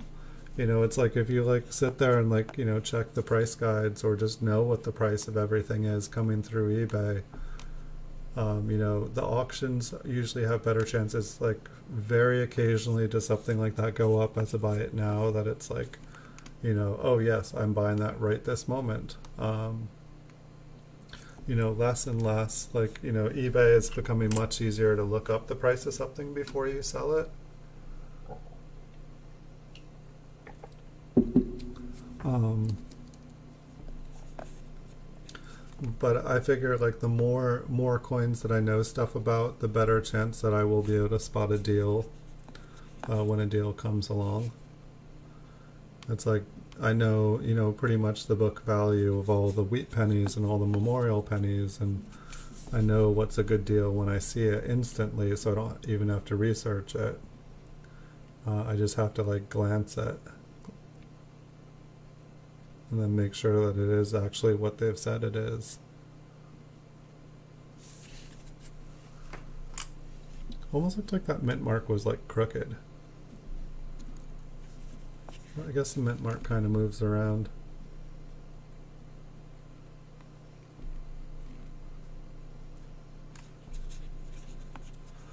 I'm still waiting for all those errors I was hoping for in this roll. Like, sometimes with the K and the E, like, it's like sometimes, like, say I, like, finished, like, a bag of wheat pennies and I didn't have another one, or I was cleaning up the desk, I'd kind of, like, take the stack of error ones and I'd take the stack of ones that were keep, and I'd just kind of, like, put them on top of each other and put them in the roll. But then coins like this, what was I thinking?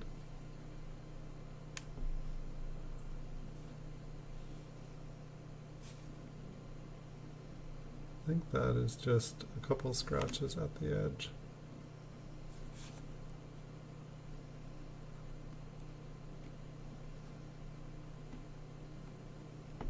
I'm almost kind of seeing, like, a struck through, like, kind of, like, come around the edge there. I think it's almost just the way that that one kind of shines a little bit.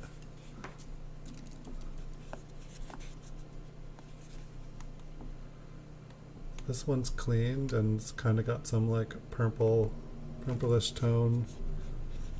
Half of me wonders how much of the toning sometimes is just from the cleaning products. Speaking of, give me 1 second.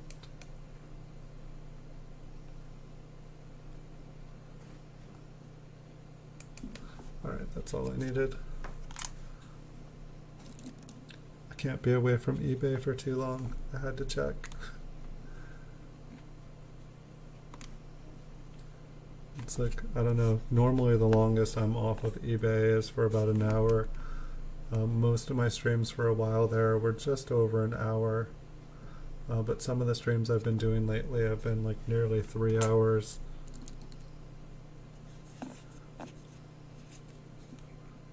I feel like I've just been enjoying it more and more. Like, the more coins I've been looking at, like, the more I kind of get excited and start enjoying.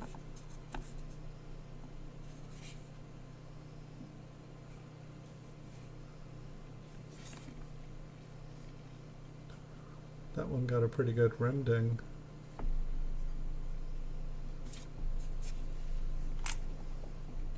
Come on, big money. Some more rim damage. Some mint mark damage.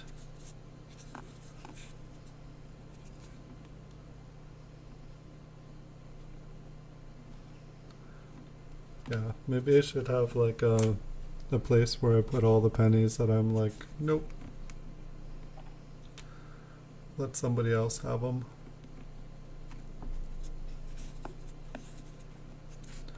This one's got a pretty nice looking back.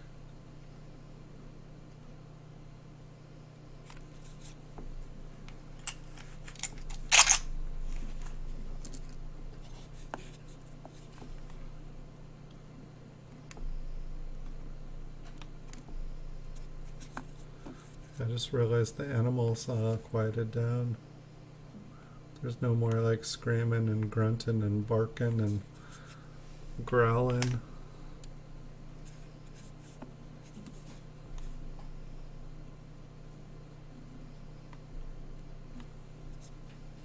It's like I logged on to YouTube a couple weeks ago now, and there was like a guy with like 14 raccoons on his porch, and he was like sitting there feeding them hot dogs.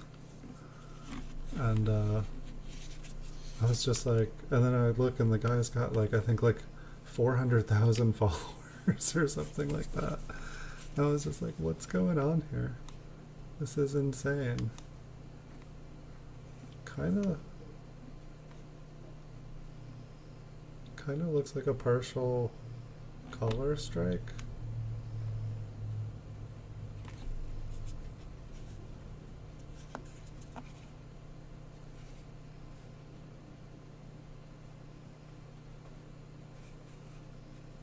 I think so. But yeah, it's like, I'm doing the wrong thing. I should just have a webcam outside and I can just feed all the animals. And go to jail in California for a long time for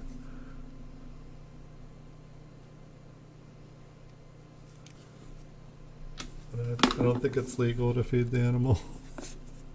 Or at least it's not.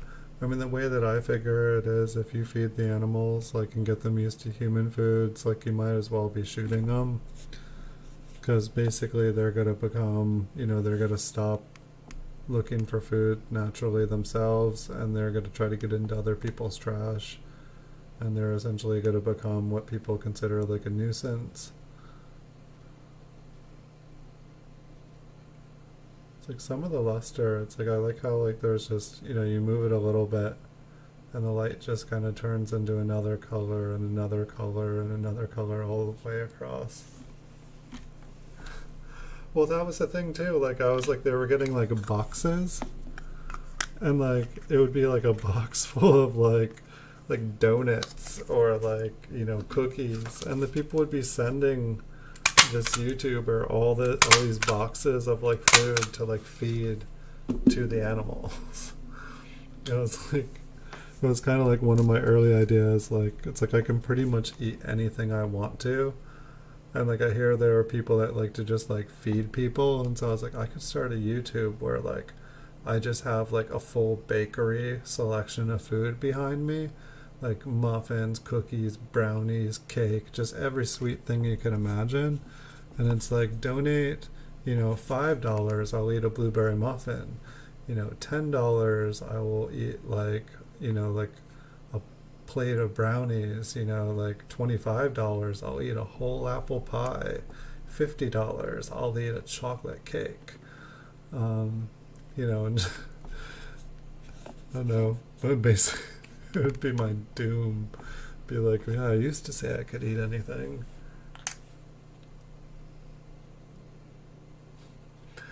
Yeah, no, it's definitely not what you feed animals.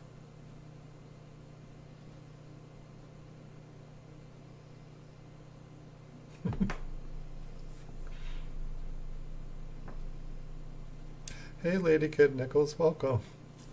Yeah, it's definitely not what you feed animals.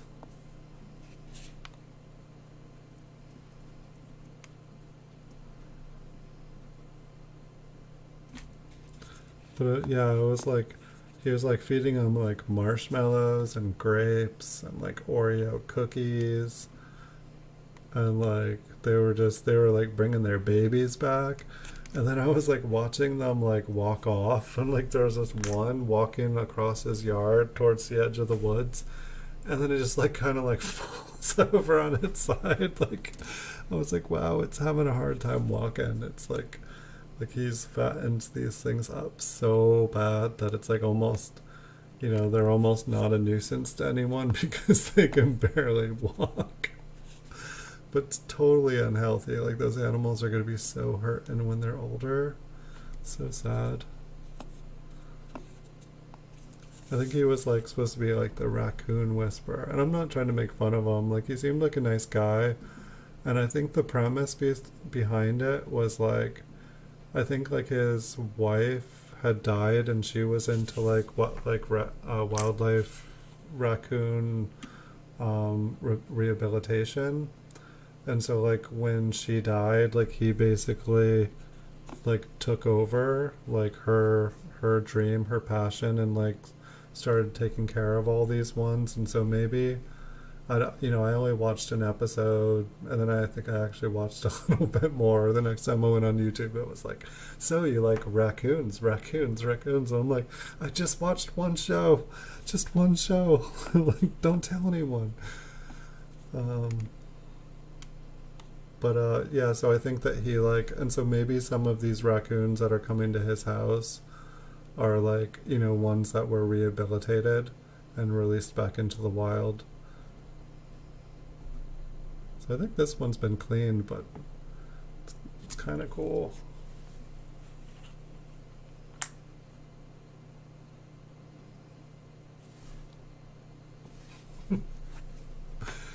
Yeah, why would you not feed them?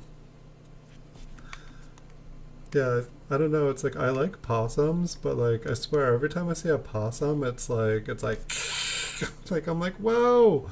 I was like, hi, I was just gonna walk around you. Like it's like they get like this like kind of crazy looking. I don't know.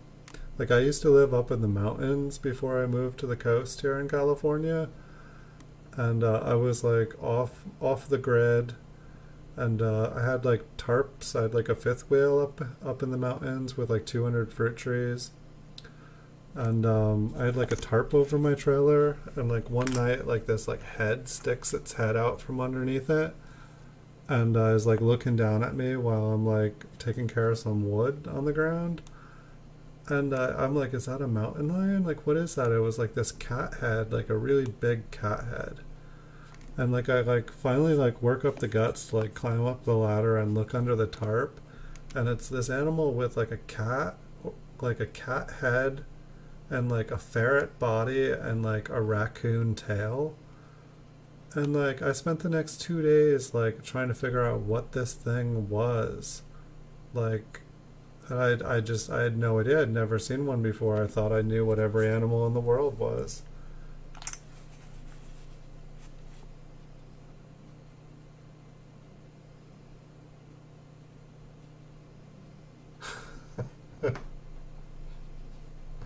Yep. So I finally found out what it was. It was like a ring-tailed, um, it was a ring-tailed cat, ring-tailed possum, and I think they were maybe called like miners' cats. But if you guys ever look up a ring-tailed cat, like I believe it was a ring-tailed cat. I like this mint mark. It's like kind of touching the 5, but it's not like all blown up. But they're so cute. It's like they kind of look like they have the markings of like a ring-tailed lemur. But they're basically like a possum, I think. But they're like, they're really, really smart. And like, so unlike possums, they're nocturnal, or they're nocturnal, but they're so smart they don't get hit by cars, and like people don't ordinarily even get to see them. But yeah, they're like super, super cute.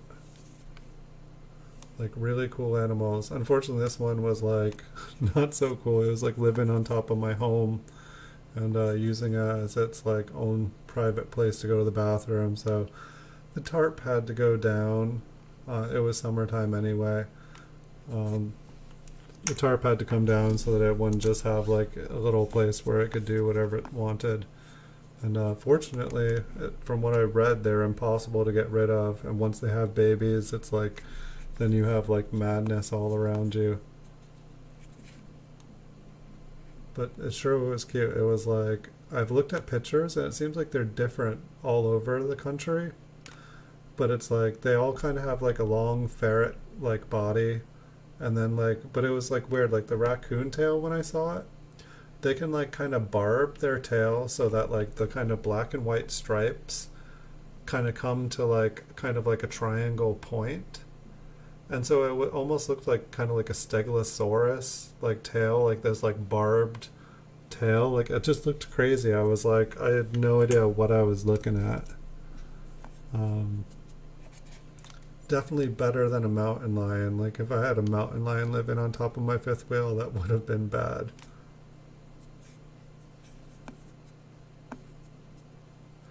I just bought my first nickels like really ever, like in the last 48 hours.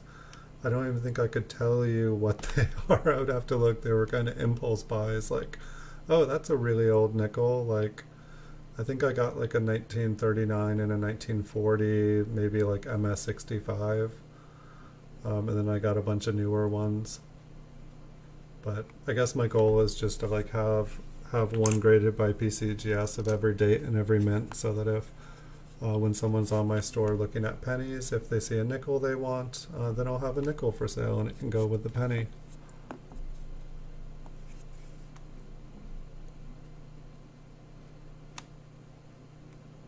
But yeah, I'm excited to like kind of branch out. I feel like about 3.5 years ago, I was gonna branch out from pennies, and then like all of a sudden, I found my wonderful world in the middle of a divorce, and I was like, okay, this is not the time to expand my business. Oh, great! I'm not supposed to sell anything right now. I will. I will just put all my plans on hold here. And so I feel like this is like the first time after that that I'm actually able to like start trying to live my dreams again. So that's kind of exciting.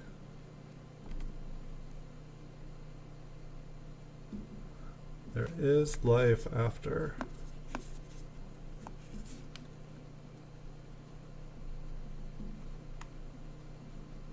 There was a big scratch on the front, but there's some colors on here.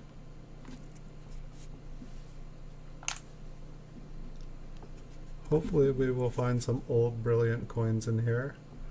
Seems like we are on a little 1954-esque kick.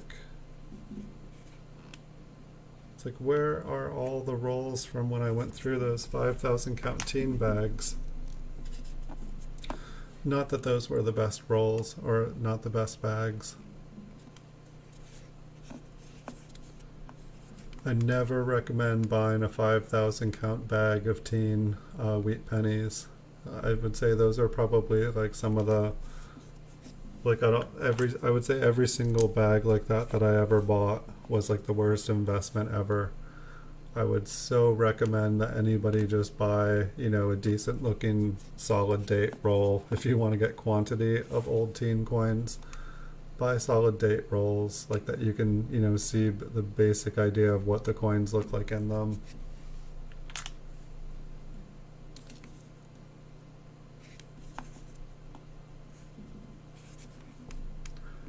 What did you want a link for? The nickels that I just got, they're maybe in the mail now. I haven't gotten them in yet. I'll be posting them when I do. It's like the 9 there looks kind of interesting.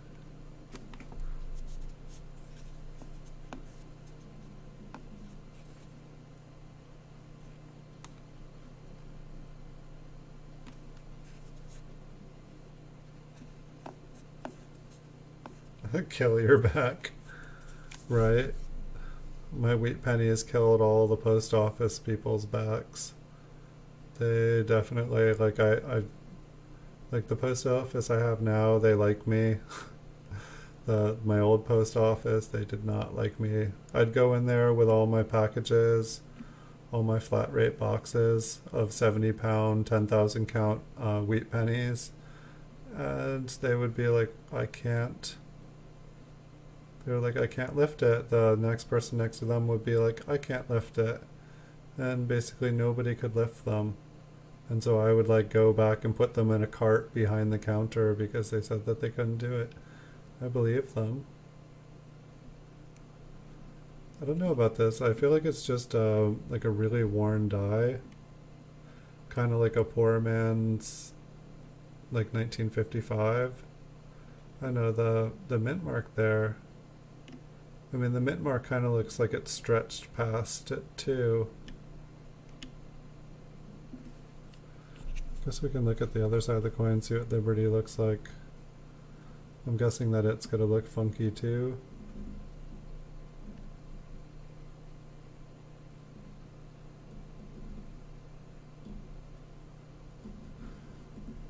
Not nearly as funky.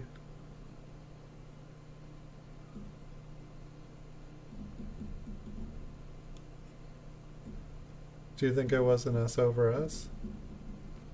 I mean, it kind of looked like something like that to me.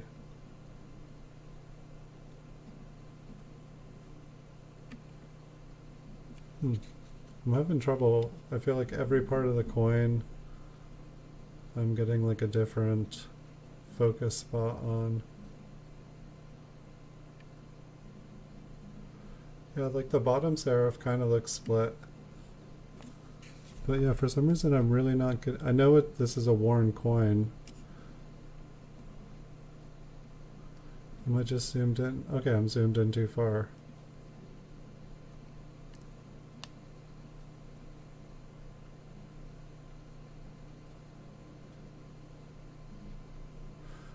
But is it an S over an S, or is it just that it's like machine damaged and it looks kind of stretched?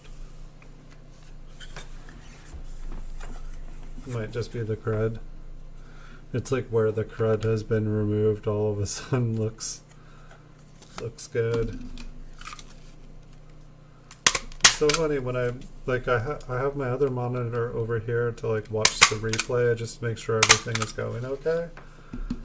And I swear, like the two views, like the coins, I feel like sometimes it's all pixelated over there, but sometimes it looks twice as clear as what I'm looking at. Yeah, I couldn't tell either. I feel like the coin was worn and dirty enough, you know, that even all the way zoomed in, it was just it was kind of like confusing me, like kind of is or isn't. Sometimes I feel like I just like a good old loop better. I mean, I usually just use my eyes, but if I just use my eyes, you guys can't see what I'm seeing when I do this. And it's funny, like I've been doing what this is like show 68. Something was under the S before. Yeah, it quite possibly could have been clean there. But I feel like this is show 68, and I keep meaning to just like, even just like a little portable or a flashlight, just something to be able to like shine on a coin when I'm trying to look, because my lighting here, you know, I might be lit up, but like right in front of me where I look down is not.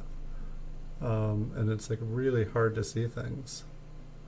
It's like I can't see what kind of like the true look of something is. Same thing when I'm doing my slabbed coin videos, and it's like I feel like the true light, even though it shows the coins, or the OT light, even though it is supposedly showing it under the, you know, the accurate color, I feel like I can't, you know, check out like toning and stuff. And maybe that's why I have trouble with the toning. Maybe I need like not an OT light to show toning.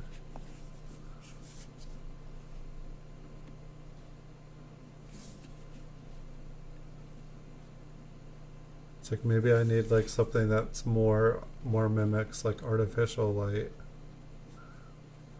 Is that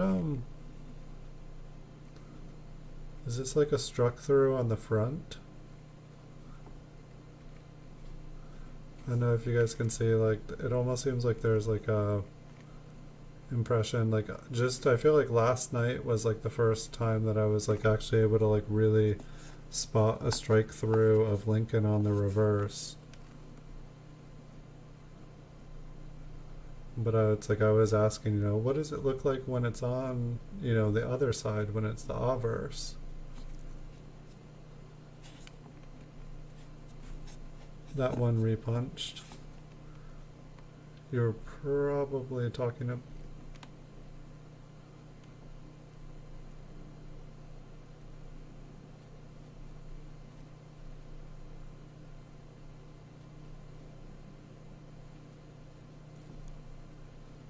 I don't know, it's like kind of like an interesting, it's like almost like that's the wheat ear right there.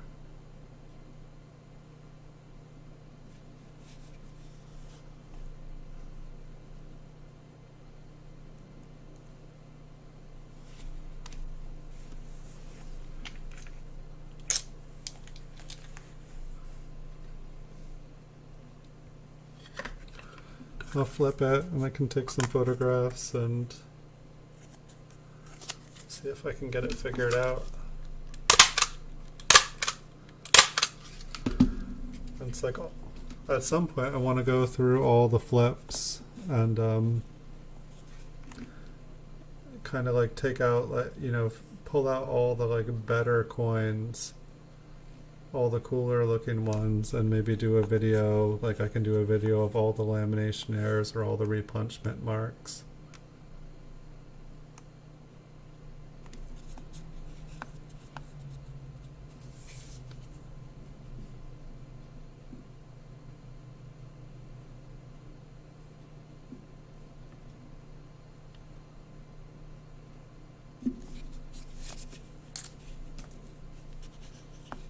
This one looks like it's pretty nicely cleaned. Definitely no shortage of cleaned coins tonight. Let this be a reminder to everyone not to clean your coin.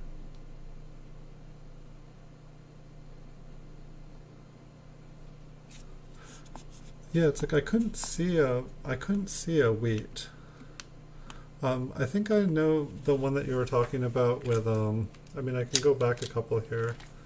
It won't take very long. We can just zoom in. I don't think any of them were...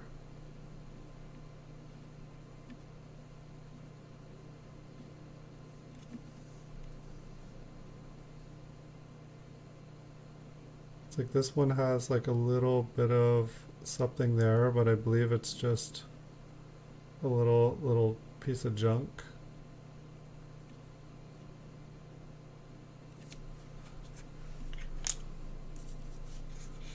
I'll just pull out the...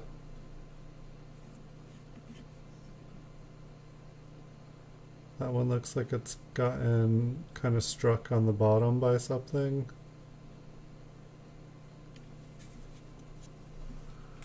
Like that one, I feel like not zoomed in would have looked like one.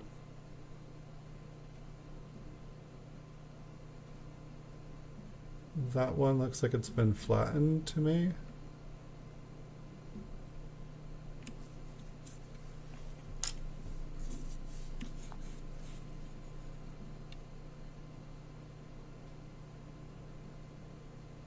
That one's just kind of smashed. That one's got some grime in it and has been flattened.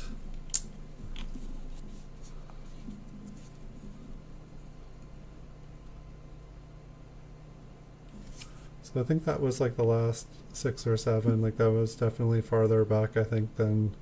But yeah, the delay kills me, like, because someone will be like, oh, that one there, and I'll be like, this one, and then by the time they can say yes, I'm already like, or this one, it can get bad. You think it was the fat flat one?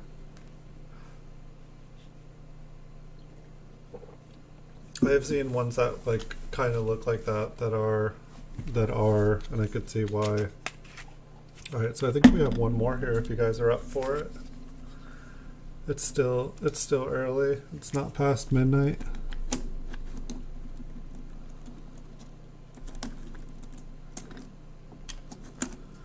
Here, just let me check one. Or let me get you guys a penny at least to stare at. So let me check something real quick.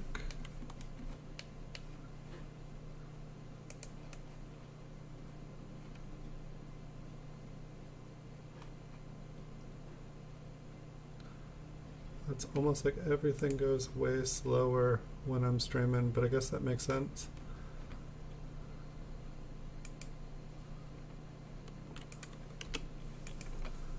Alright. I just never know.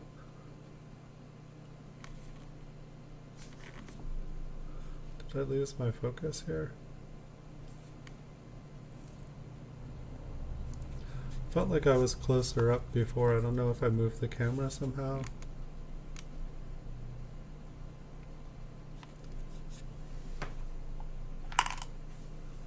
Alright. Awesome, guys.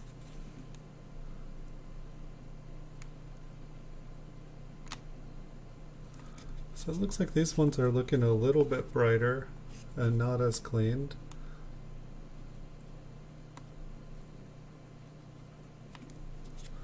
But kind of like, it's like they're a little bit nicer, but like have, like this one looks, you know, like it's got a lot of nice luster on it, but then it's got like a green forehead. Not so fun.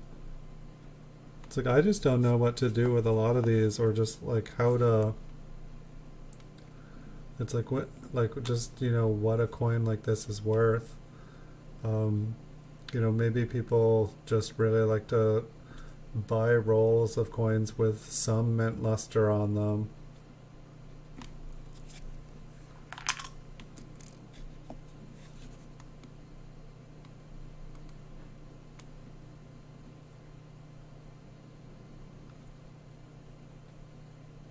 Hey Paul Hampton, welcome.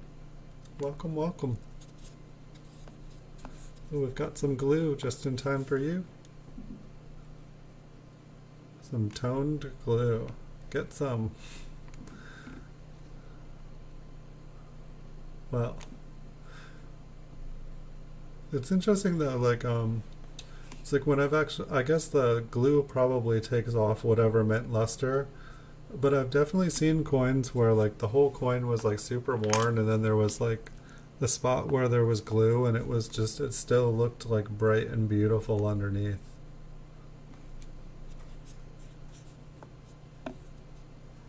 That is true. I guess it's like, you know, it's like some of these are cleaned, and like excluding those and the ones that like, I guess it's like for ones that have kind of like AU, like uncirculated details, but like, you know, have a scratch on them or have a bunch of black spots or green on them. It's like, I guess it's like, I just wonder what, like, you know, like a roll of those on average, like a random roll. I guess it probably depends, you know, on what the date is or what the mix or.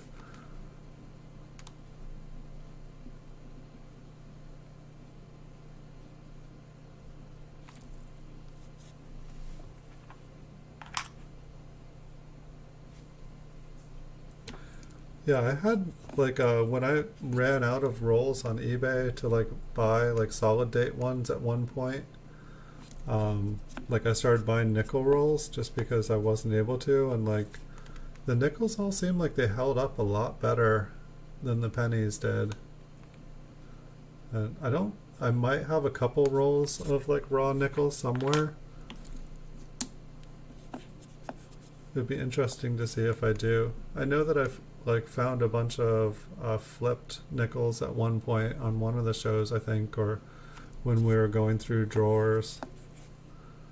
Let's see, we got a little die chip on this one, and I think I wanted to look at that that mint mark a little bit.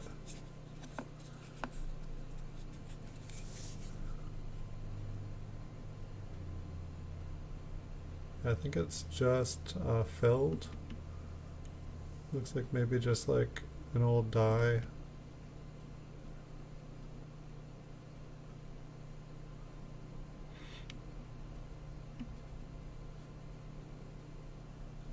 It's like I always want to find like, you know, it's like sometimes I just try to like look around like just for like, or that one had a die chip on it, so I'll flip it.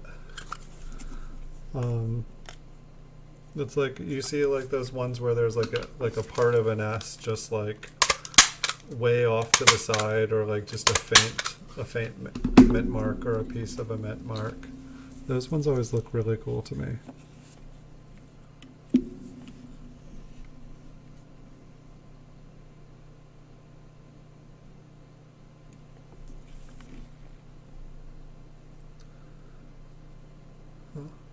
It's like a poor man's 1952. Oh yeah, look how stretched it is. I still think I want to look at that too. It's like I know it's just machine damage.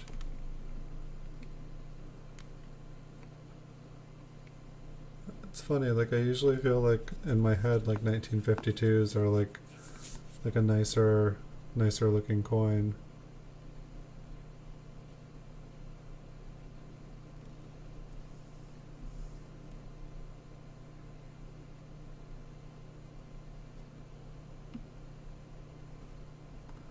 So it's just like stretched out.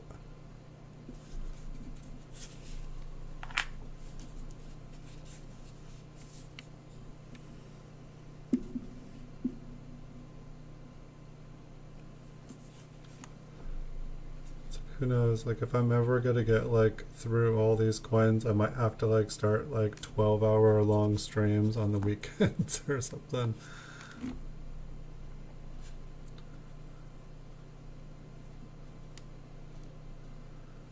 I don't know, it's like funny, like that's like I have all of the mint cello rolls that I've been buying the last couple weeks, and I keep being like, okay, I will do a show tomorrow night. And then I'm like, no, I just want to keep doing Coin Vault as open shows. It's like I think I have 12 rolls of mint cello proof wheat cents now. It's like I gotta either, well, I guess I'm gonna do videos of it before I send them in to get graded or something. That's for sure. But I feel like I just want to get all these like proof cellos, wheat cents graded, and I want to open up those mint sets that I got because I have no idea what they look like. I want to make sure that there are 10 1958 proof sets inside that envelope. It's actually a really small, I mean, I guess proof sets aren't that big, but it's like it's like 10 proof 1958 sets. It doesn't even feel like it's, I should stop picking that up. Let me focus myself. There we go. Yeah, it doesn't even feel like there's any protective padding in there at all. I feel like it's just 10 mint sets, like in like a bubble wrap container.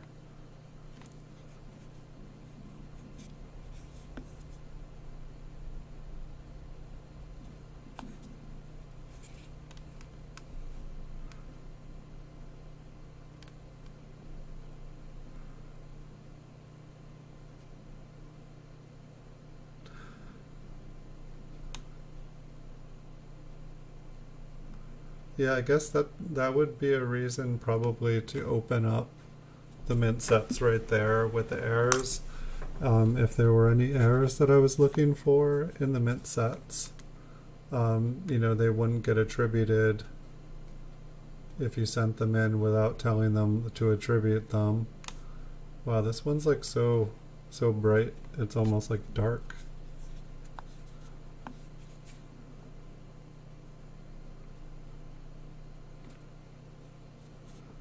No, this looks like the brightest coin, or maybe the best condition. It's got these little carbon spots or something on it.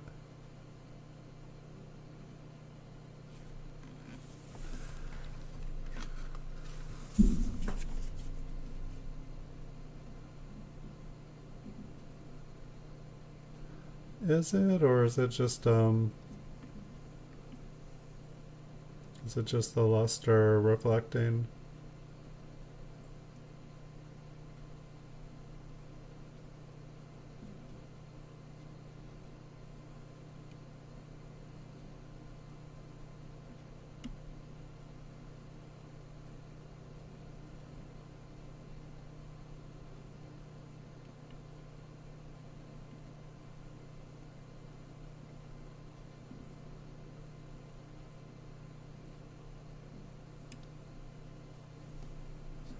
Or the 57. Hold on, I can go back.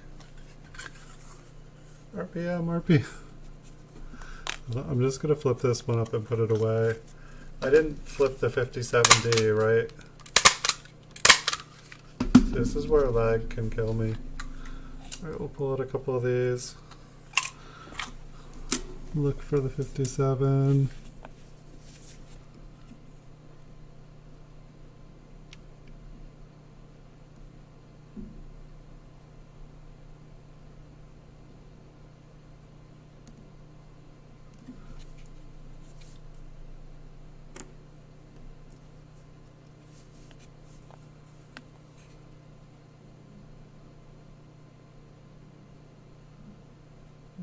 $51.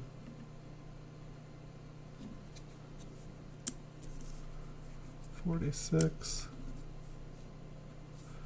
I don't. The 57, it didn't look like an RPM to me. Did it look like to you that time, Paul?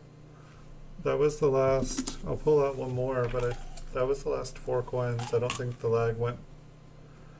Okay.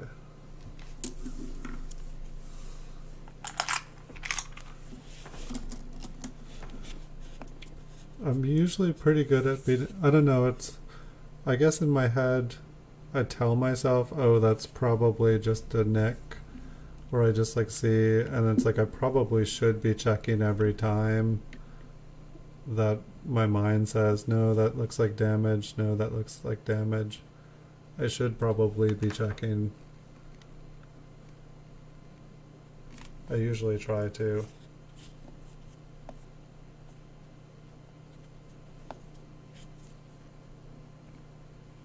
Yeah, no, I definitely, if somebody's screaming out, and I do trust Paul, I trust Paul more than I trust myself. Paul seems like he knows what he's doing more than me. I do not claim to be, I still consider myself like an amateur. I don't know if novice or amateur. I feel like I finally, I don't know. I do consider myself kind of like a coin dealer now, considering that's how I live. That's how I like keep my roof over my head and food on the table. But it's like for a while, like I don't know. I was watching like Chris at Coin Table, and he was talking about basically like what like imposter syndrome is, where like basically like you don't consider yourself to be who you are, even when you are.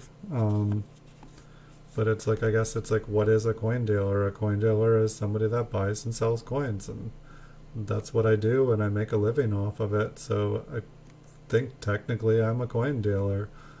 I just never really thought of myself as one. Like, I guess maybe because like I figured like, you know, coin dealers, like they're all knowledgeable. They know all this stuff. It is impossible to know everything. That is definitely true. And that's why one of the reasons I've kind of stayed in pennies all this time is because I figured, oh, I'll get to know pennies. I'll get to know it really well, and then I can branch out into something else. And here it is, like, I've been into pennies for like 35 plus years. And it just seems like the more I learn of stuff I don't know. And so I don't know, it's been kind of interesting. I'm kind of like, okay, well, I want to learn more, but I also want to learn more about other coins. There's like a whole world of coins out here, and before I die, I want to experience some other coins too. It's like there's a world full of coins. There's coins I've never even seen before. It's like I love wheat pennies. I love flying eagles. I love like Lincoln cents pretty much in general. I think those are just damaged on there. Yeah. But it's like there's a world full of coins out there. Who knows? There might be a galaxy full of coins.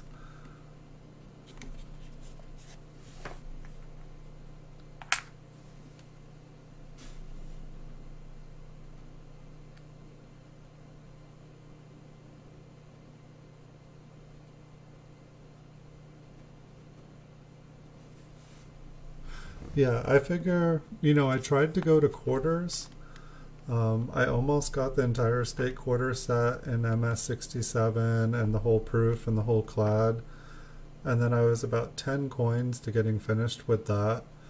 And all of a sudden on eBay, because I put every coin in my collections up for sale, like my whole registry is for sale on eBay. And so I got like 10 coins away from it, and like all of a sudden I sold like 140 coins, and it broke eBay. Like they couldn't check out because apparently you can't have an order larger than 40 or eBay breaks. It's kind of sad. I feel like if that's true, it's the second time it's happened. I don't know why they allow someone to buy more than 40 stuff. They should make them pay. They should say, sorry, you must pay for these 40 items before you can buy any more. Like it doesn't make any sense to me. But it was cool. It was cool to have like 140, like it was just like I guess it wasn't 140, they just sent me 140 offers. And so it was just like the entire screen was just like coming down, and then it was like sold, sold, sold, sold, sold, sold, sold, sold. It was fun. It was a good time. But yeah, then almost my entire collection was sold, and I was just like, I just didn't want to do it all again, and pretty much it took most of the coins on eBay that were available to build the set. And so it's like if I wanted to build the same set up again on eBay, it was going to cost like twice as much money, and it just didn't make sense.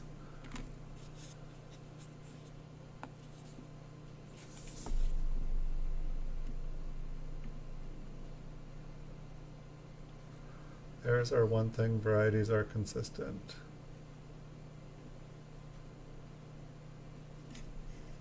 Well, I'll zoom in this and then I'll read what you're saying.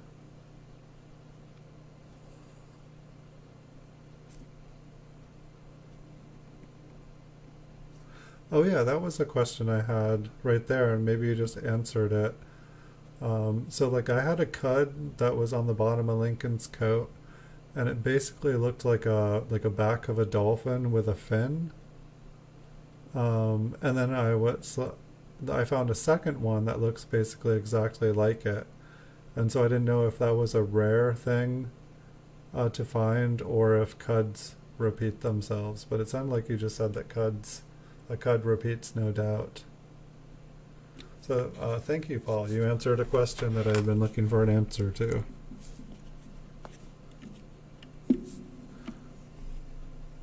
And I don't know if you've ever seen that error or that cud, but it's like basically like down here at the bottom, there's basically just like kind of like an arc and then like a fin, and then it kind of like dives back down.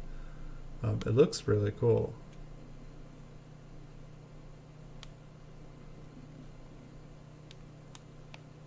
But it's probably one of the nicer cuds I've found. But not only it being like kind of big, it looks cool. It just kind of looks unique. Like it's like if you'd seen it once before, I think you would like recognize it again.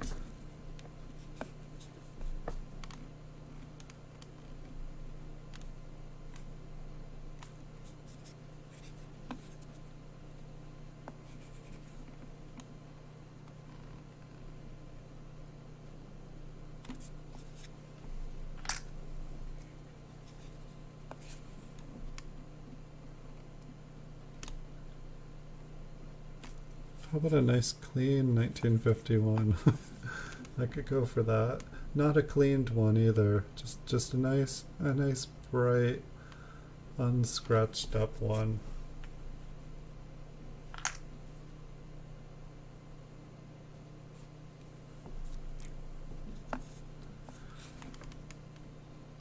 Yeah, I think at one point I started like a PCGS, like all variety, minor and major. And then I was like, because I was like, okay, I have, everything but a 1909 SVDB and a no D. I was like, yeah, I'm ready to start like expanding, my collection here. And then it was just like, holy cow. And then it seems like, especially with the way that the coin community is, you know, these days, and everything getting like really analyzed, and like databases being set up and websites, you know, like it seems like there's a lot of research being put in, and like the amount of new varieties and stuff being discovered, it's kind of crazy.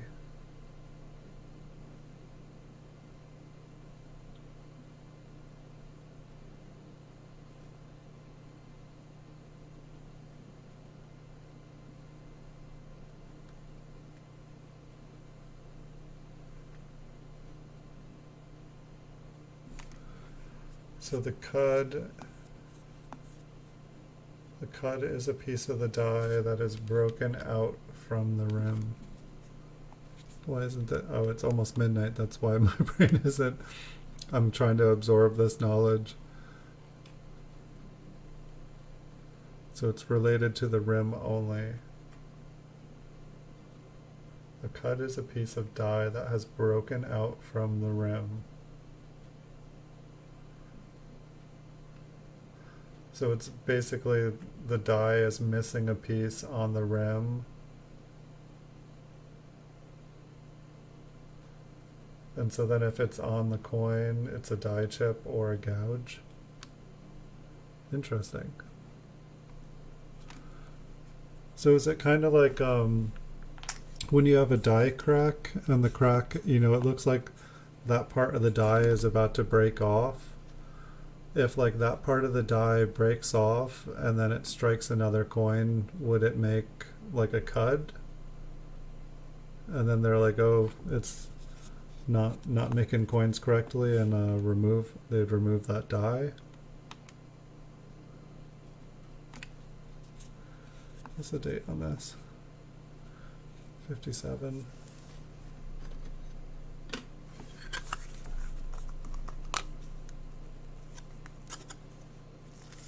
Yeah, I think we got a record for since I started streaming again. Thanks for the likes, guys. I think 11 likes is the most I've gotten since I started streaming again. Thank you all. And thank you guys for the knowledge. I really appreciate it. Thanks for taking the time. That 2 almost looks like a 7. That B looks like it got damaged. I'm guessing the E got taken out with it.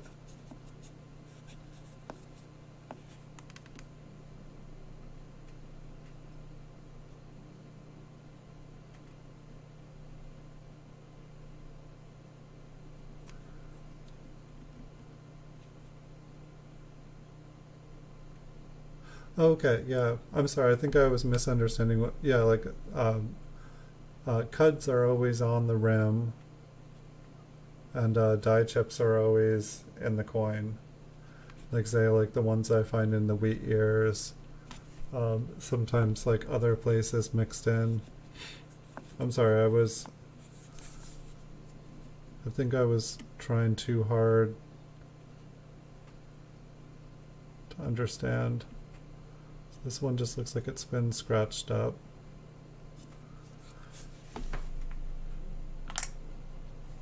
Hey, thank you, Blue Sandy. All right, we've done another record. Thank you.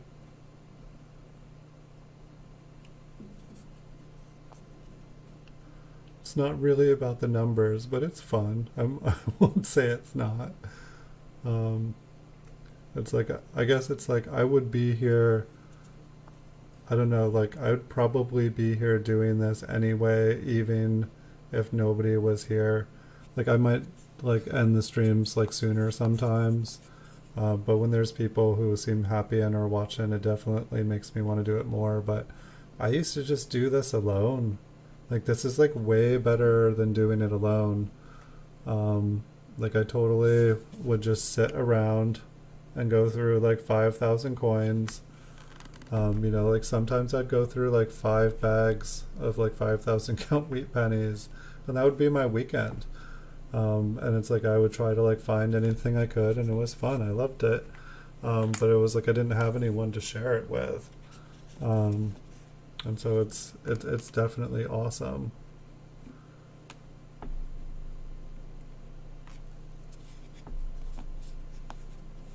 It's like one thing I need to do too. I feel like a couple people have requested it. Is it's like I we can search through ones like this for varieties, but it's like I have like over 3,000 PCGS graded coins. Most of them are like MS64 or higher. But I feel like, at some point we should start going through those, looking at them all up close, looking for varieties. Because if we find varieties on like high grade coin, we're gonna not only know what the variety is, but we're also gonna know, what the value of it is.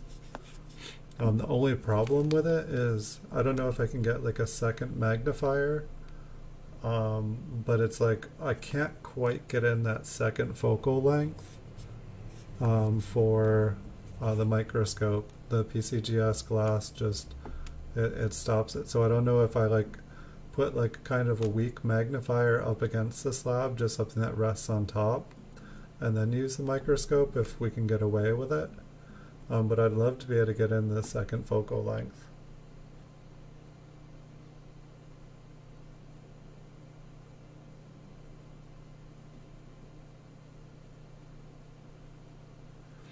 Okay, and so when there's that hole in the die, would that, if the die kept making coins, would it leave like a, would the coin get pushed up and be raised up after the rest of the coin got minted? Like, would it create like a cud um, device on the coin? Or is that basically what a cud is? It's like like a piece of the die is broken. Or can cuds be created in different ways? Are there more than one way a cud can be made?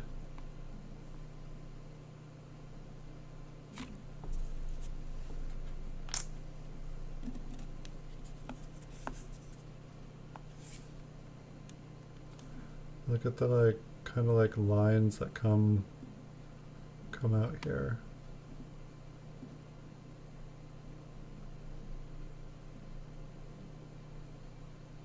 Just checking out that line on his coat too.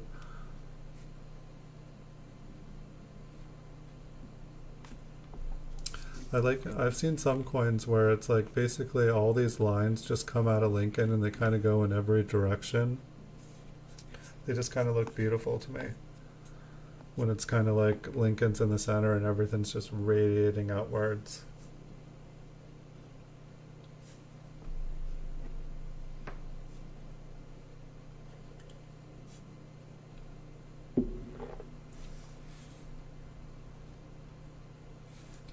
Yeah, I've definitely noticed where there's like something higher on one side, it seems like it results in the other side of the coin having a smooth.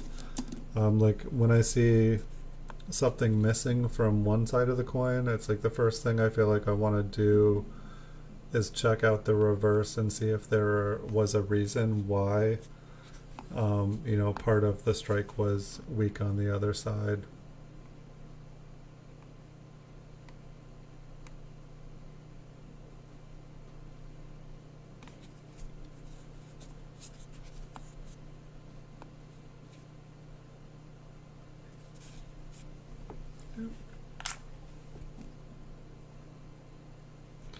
I think I have a dime up here, which I don't know if you guys like dimes, but I got one of my first graded dimes in the mail, and I guess I just wanted to ask a question just about the way that dimes and quarters, older ones, tone. Kind of what your guys' thoughts are. Oops, I think it's right here. I have all these. There it is.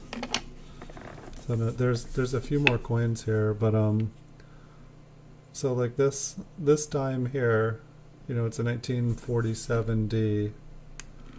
It's got a little bit of pink on his neck there, but most of the coin kind of has a yellowish toning, and then there's just kind of like, I don't know, it's almost like a puke color, for lack of better I could maybe become imaginative and think of like a happy color to call it. See if I can focus this a little better. But I guess I'm just curious if you guys have any thoughts. Like, I do not collect dimes. You go to the reverse, and the reverse is, about what I would think a dime would look like. So this is like, pretty much my first dime here. So what this is, like a MS66.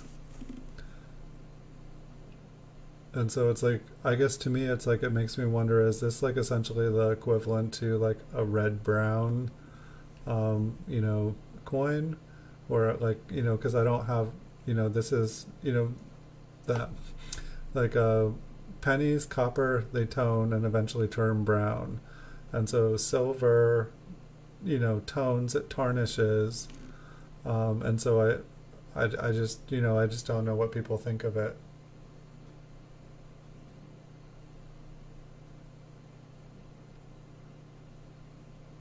So anyway, if anyone has any thoughts on it, and also just on, the quarters or half dollars I got the other day, they kind of have yellowness around.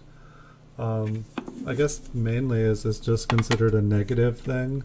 Or is it accepted and just, known as this is what coins do? You think it's bag toning? And so that was kind of my first.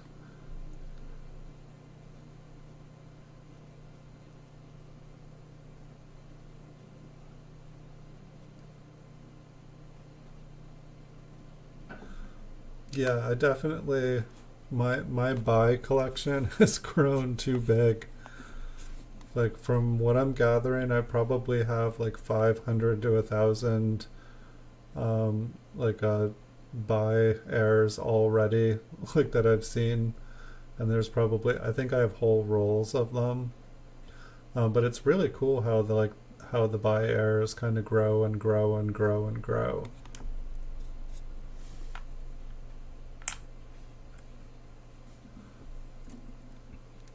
And welcome, Growmore. Hello. Yeah, I know nothing about dimes, nickels, quarters, half dollars, and I was just, I was noticing that, like, they have different issues. They have different surface features. You don't get the R and the D on them. You just get a grade, and then the coins look different.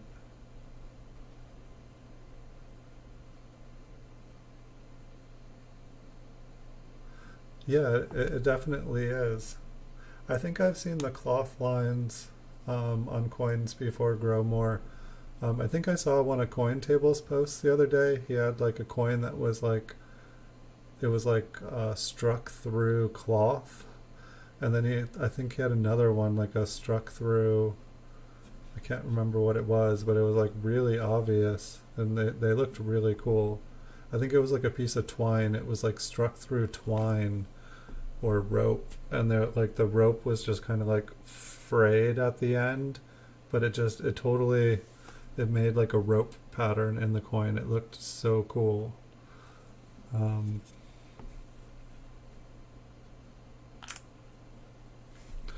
Yeah, I think at somewhere I had almost a full collection of like buy errors from like 40s to 50s. And so I don't know if that'll come across in a roll. I don't think I put them in a book, but I have a lot of them. I think we only saw one or two tonight. And I've been noticing that like coins with like the Liberty, like it seems like about a third of them have like some sort of error on the reverse of the coin.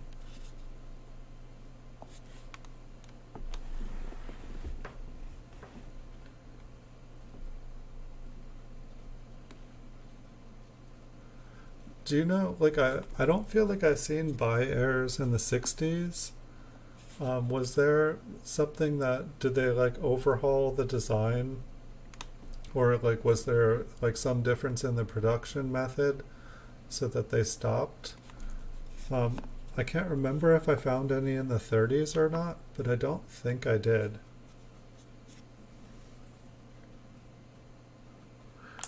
Oh, the striped one? I think that that one was cleaned. I think we can find it again.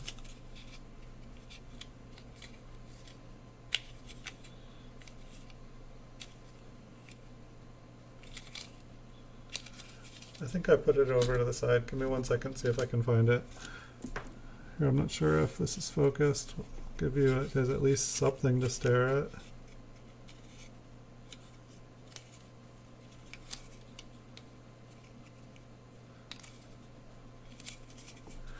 Did I move where I put it?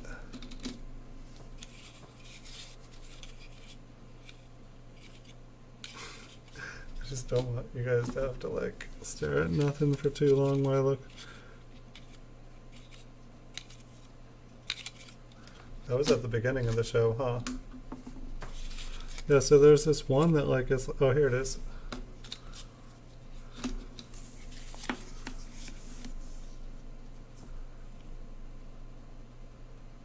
So I don't know, like, I want to say this coin has been, you know, like you look at the front,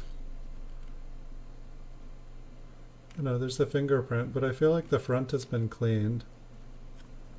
And then I feel like they had fun with the reverse. Like my guess is that they like, whatever they were cleaning with, they ran it down,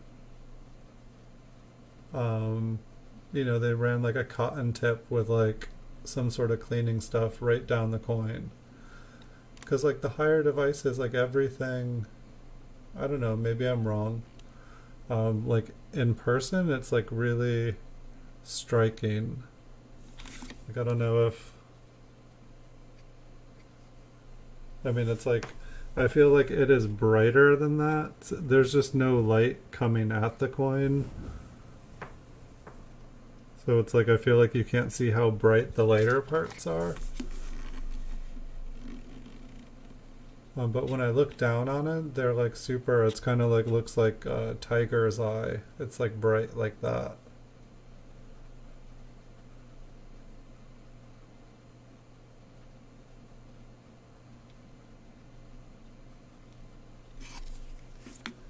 Yeah.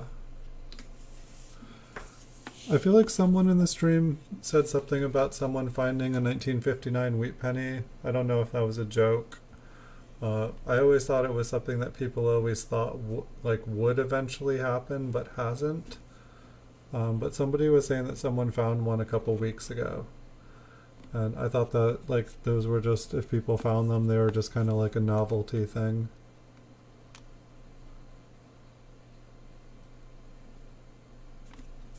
Kind of like maybe like a double, or actually I feel like I have heard that that people found like a double headed or a double tailed one, even though it doesn't seem like it should make sense that there is one. It's like, why would they put like two dies?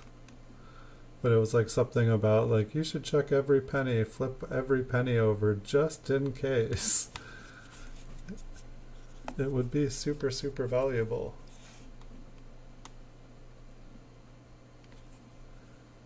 Yeah, they definitely get hit a lot.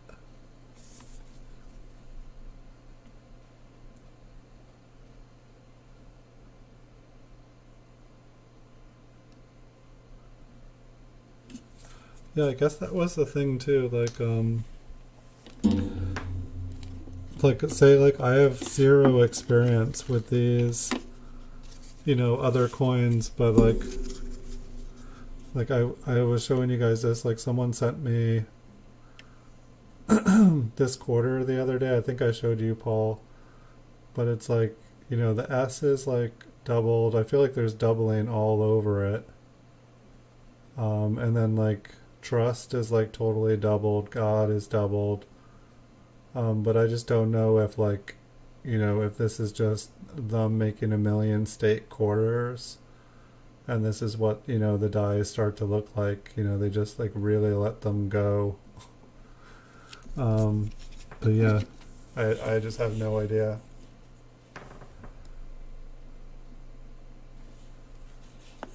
Let's see if I can get back in focus here.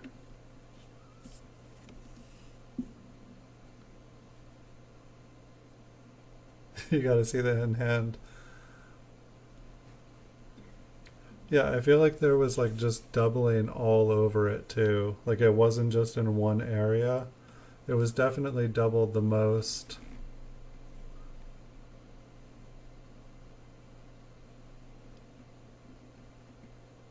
That one was a 1999 New Jersey, and I believe it's the proof one. And from the like the texture of it, like I feel like it's a silver. It could be a clad. It's in a flip, so it's kind of hard to see the edge. But just by the surface of it, to me it felt like it was a silver. I'm not. Maybe you can't tell. I can pull that back up again in a second. Yeah, I showed that one a couple days ago just because I didn't know what it was. I've been pulling it out, just seeing if anybody knows. I guess I could probably try to look up, varieties for quarters. I'm sure there's a website out there for it. People talk about the pine tree or the Wisconsin. I did find one just like it on eBay for sale for like $30. That looked just like it. Is that just yeah, I think that's just a stain. What? This one's kind of got like a bluish purple. I want to say it's been cleaned, but it really doesn't look marked up. I think those are just like kind of like dye scratches.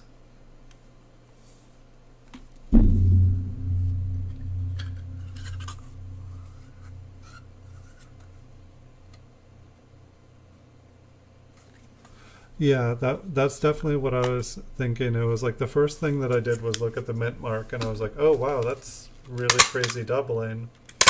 And then I was like, but I feel like I'll pull it out again in a second. We have like 5 or 6 more coins here. This one looks like it's been cleaned, but it's got some cool surface now. But yeah, on the quarter, I feel like the "In God We Trust" is, and then the top lettering is, and then I think even some of the reverse, I think some of the other side has doubling on it as well. It just totally confused me. It's like probably the most doubled, but it's like really I think the first quarter I've ever looked at underneath the microscope up close. So that's I feel like where I'm having a hard time with it. I'm just like I don't know what. Yeah, I guess I should just pull out some quarters, or I'm pretty sure I probably still have a quarter from that from my PCGS collection. Maybe I can compare it to another one.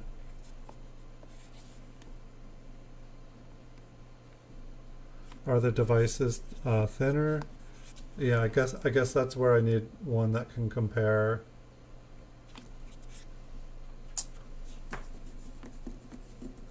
Right, we got 2 more left here, and then I can pull that up.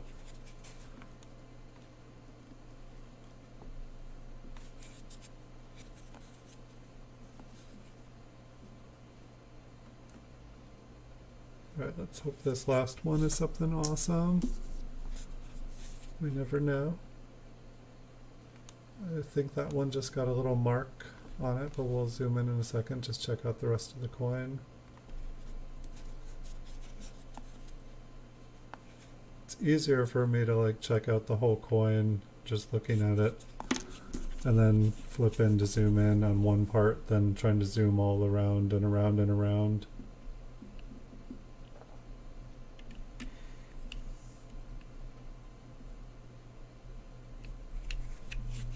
Let me get my hand still.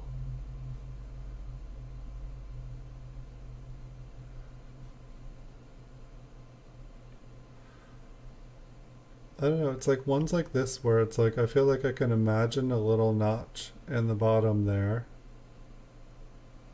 but then I can imagine it just being a little bit of damage too. I guess you probably, like when you get good at it, it's like you find something that could be, and then you go and you check for markers elsewhere on the coin so that you can confirm what you think you're seeing. And so it's like I feel like that's like the next step, and kind of like looking, knowing what to look for on, and then looking up for things to support and back up your case.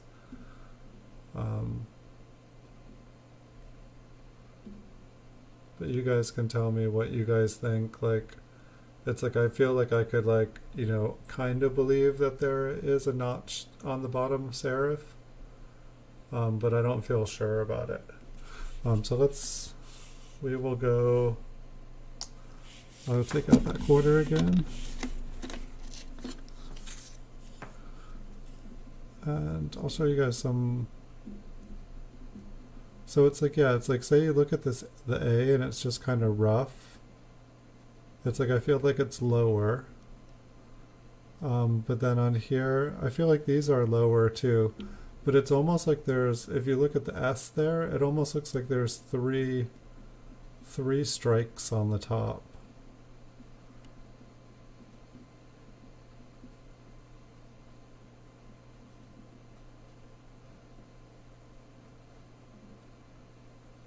You think it was personally a notch? I kind of was too, and so I don't know, I put it back in the roll. I kind of did too, but it's like I feel like I find so many things that it's like it kind of looks like a notch. But I guess the thing to do is like, once you find it, then start doing some research on it and start looking up what it could be.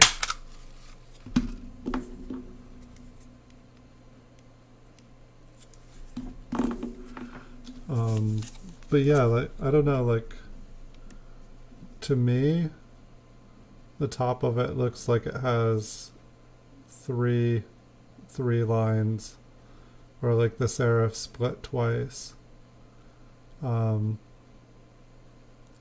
That's me, but I don't know. It's like basically it just seems I haven't even really explored the whole coin.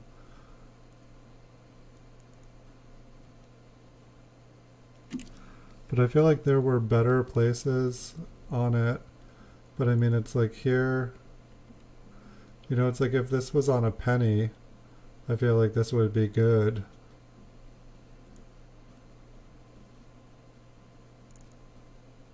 It's like the S there at the end, like it just like sticks out.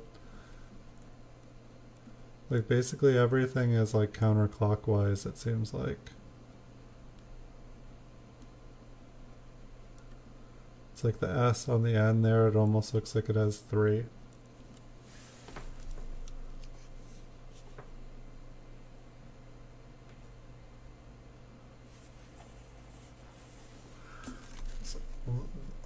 Sorry. Look at the thickness of the upper portion of the S. Then look at the direction of the doubling on the other doubling. So look at the thickness of the upper portion of the S. Then look at the direction of the doubling of the other doubling.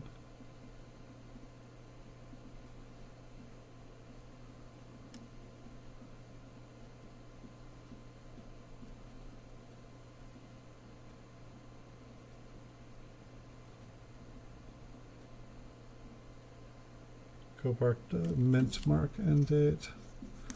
But I think the date's on the other side.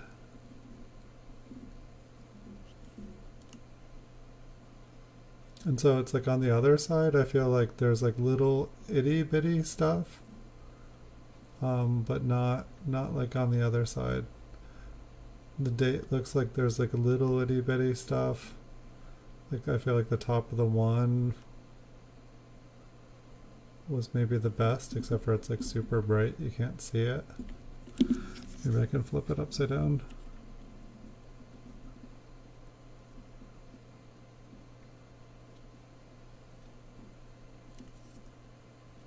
Doubling is, well, I do feel like the doubling does. That almost looks like this is copper, like it's clad. I hadn't noticed that, like you can kind of like see, like you can see like red on the rim. I'm guessing this must be clad.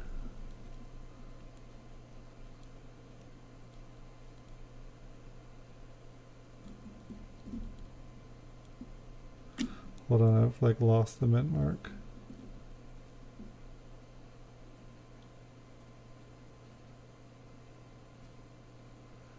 Devices next to the mint mark.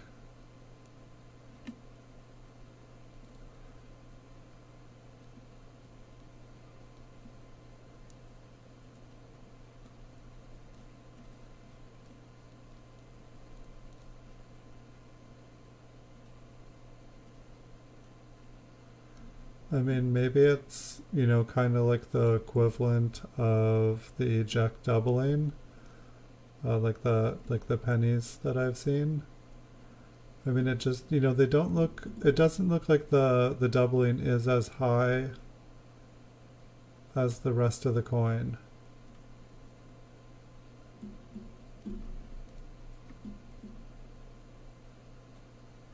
I don't know, that almost seems like it slopes down on the L.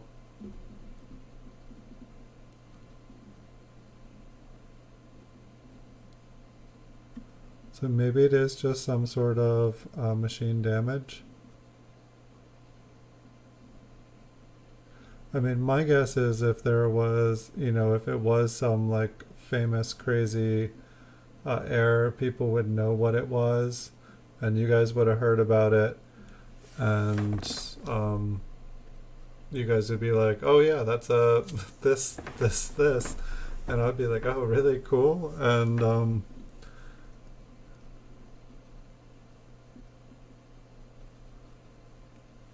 but for me it was just, you know, this is one of the first quarters I've looked at underneath, so I didn't know.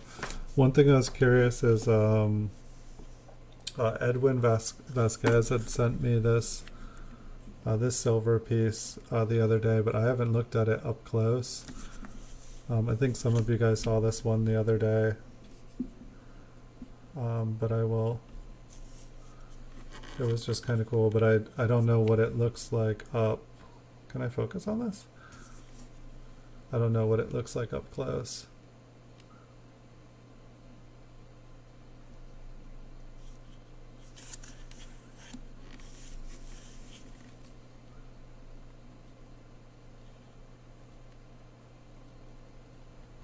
I just wanted to see what, like, kind of like the surface. It almost feels like it's like been given like a little bit of agedness to it. But yeah, I just wanted to like zoom in on something like this and just see what the difference is up close to like something that is, you know, it's like this one seems like it was made by someone probably in low numbers, as opposed to something that was made with lots and lots and lots of them. Some cool detail in it though.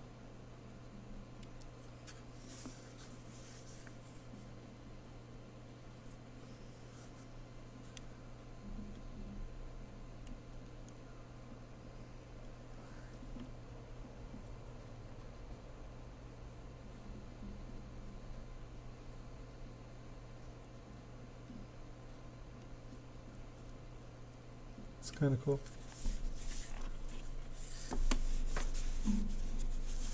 But I'm gonna read what you guys. This one also I feel like has been changing color, like it's starting to get like a blue haze. You can kind of see it over here the best. I think that this one kind of got left out in the sunlight a little. Oh yeah, look how blue it's turning on this side.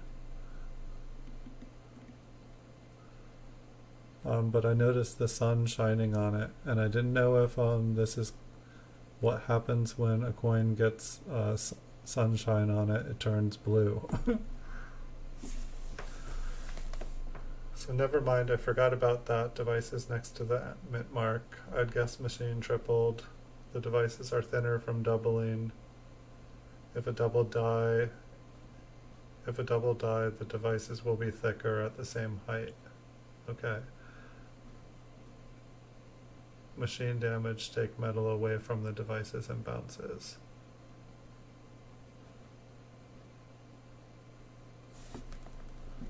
What does the nickel look like? What kind of nickel? You should totally do shows, Paul. You know a lot. It would be awesome. I'd watch you.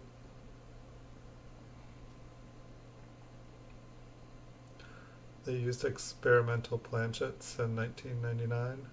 Nice.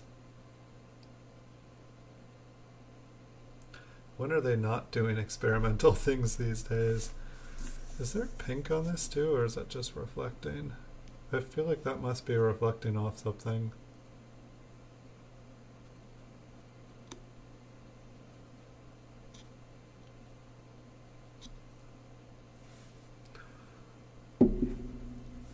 Or hop on with someone, totally.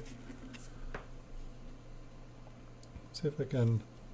I don't think I've ever looked at, like, there's like so much going on this boat. I don't know how much.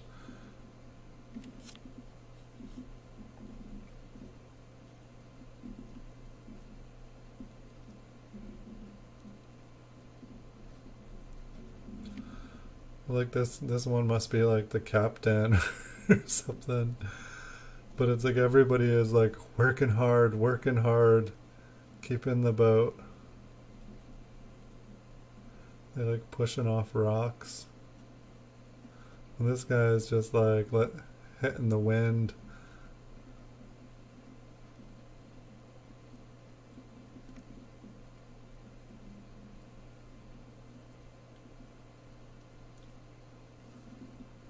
Yeah, I didn't even notice how blue this thing was. So what was this? The crossroads of the revolution. Yeah, I mean, I've owned this coin here for a couple weeks now, and this thing is totally turning blue just from sitting on my desk. I had no idea that coins reacted that fast.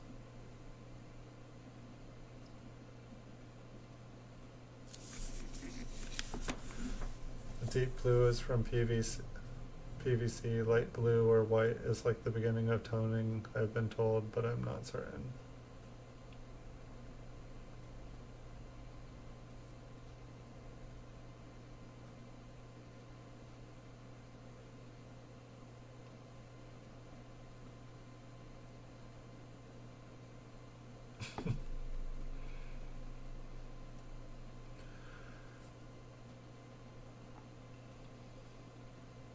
Yeah, I like errors, or like, I mean, you guys, I don't think, I think I finally let them run away on me again, but it's like my Pinocchio lamination error. Oh no, yeah, I'm totally noticing that pile. It's like I had a pile of all the fun ones, and I cleaned up a bunch on my desk because the sun changed and everything was shining on it.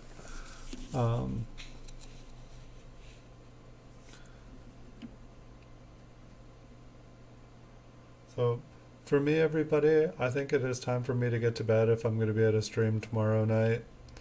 I'm totally enjoying talking with you guys, but pretty much after midnight, I generally turn into a pumpkin. You guys got me 2 minutes after midnight tonight.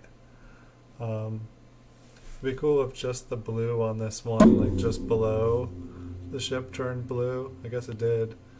It's almost like they're like in the water with sky behind them. But thank you guys. You guys bring so much and teach me so much. Thank you, thank you, thank you. And yeah, I wish you guys good nights. I gotta get to bed. I wish I could just like leave this going so you guys could all keep talking. But we'll have to catch up again soon. So thank you, Paul. Thank you, Lady Kid Nickel. Thank you, Blue Sandy. And I'm trying to think. Gosh, there was a lot of people on here earlier. Thank you, Growmore. Thank you, Logan. Logan's Coins. I'm just trying to make sure I thank everybody. Thank you, Siren Silver Stash. Thank you, thank you.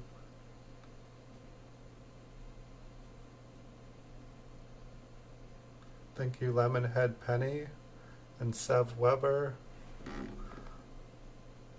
Thank you, Far North Coins. Thank you, Bigfoot Silver Hide and Seeker. Wow, we had a good night tonight. And thank you, Numismatic Sam. Thank you all. So tomorrow is my regularly scheduled stream. Oh, I didn't even see it. Thank you, Andrew Laws. Good to see you again. All I see is a pumpkin. Yes, I've turned into a pumpkin, my friend. But thank you, everyone. I'll be back on tomorrow night at 9 o'clock for my regular stream. It looks like we're probably going to do another episode of The Coin Vault Has Opened. But I do have a mountain of Mint Cello proofs and Business Strike Mint Cellos that are eventually going to collapse and fall on me during a stream because the pile's getting so big. So at some point, I swear, we will be going through Mint Cellos again. And thank you, Make America Great Again. Thank you guys. It's been a lot of fun. I wish I was a little bit younger and could go 24 hours still. But if I go to bed now, I'll be able to stream again tomorrow. So I'll see you guys all in the future. I wish you guys good nights, and I wish you guys luck with all your hunting. Good night, everyone. Have fun.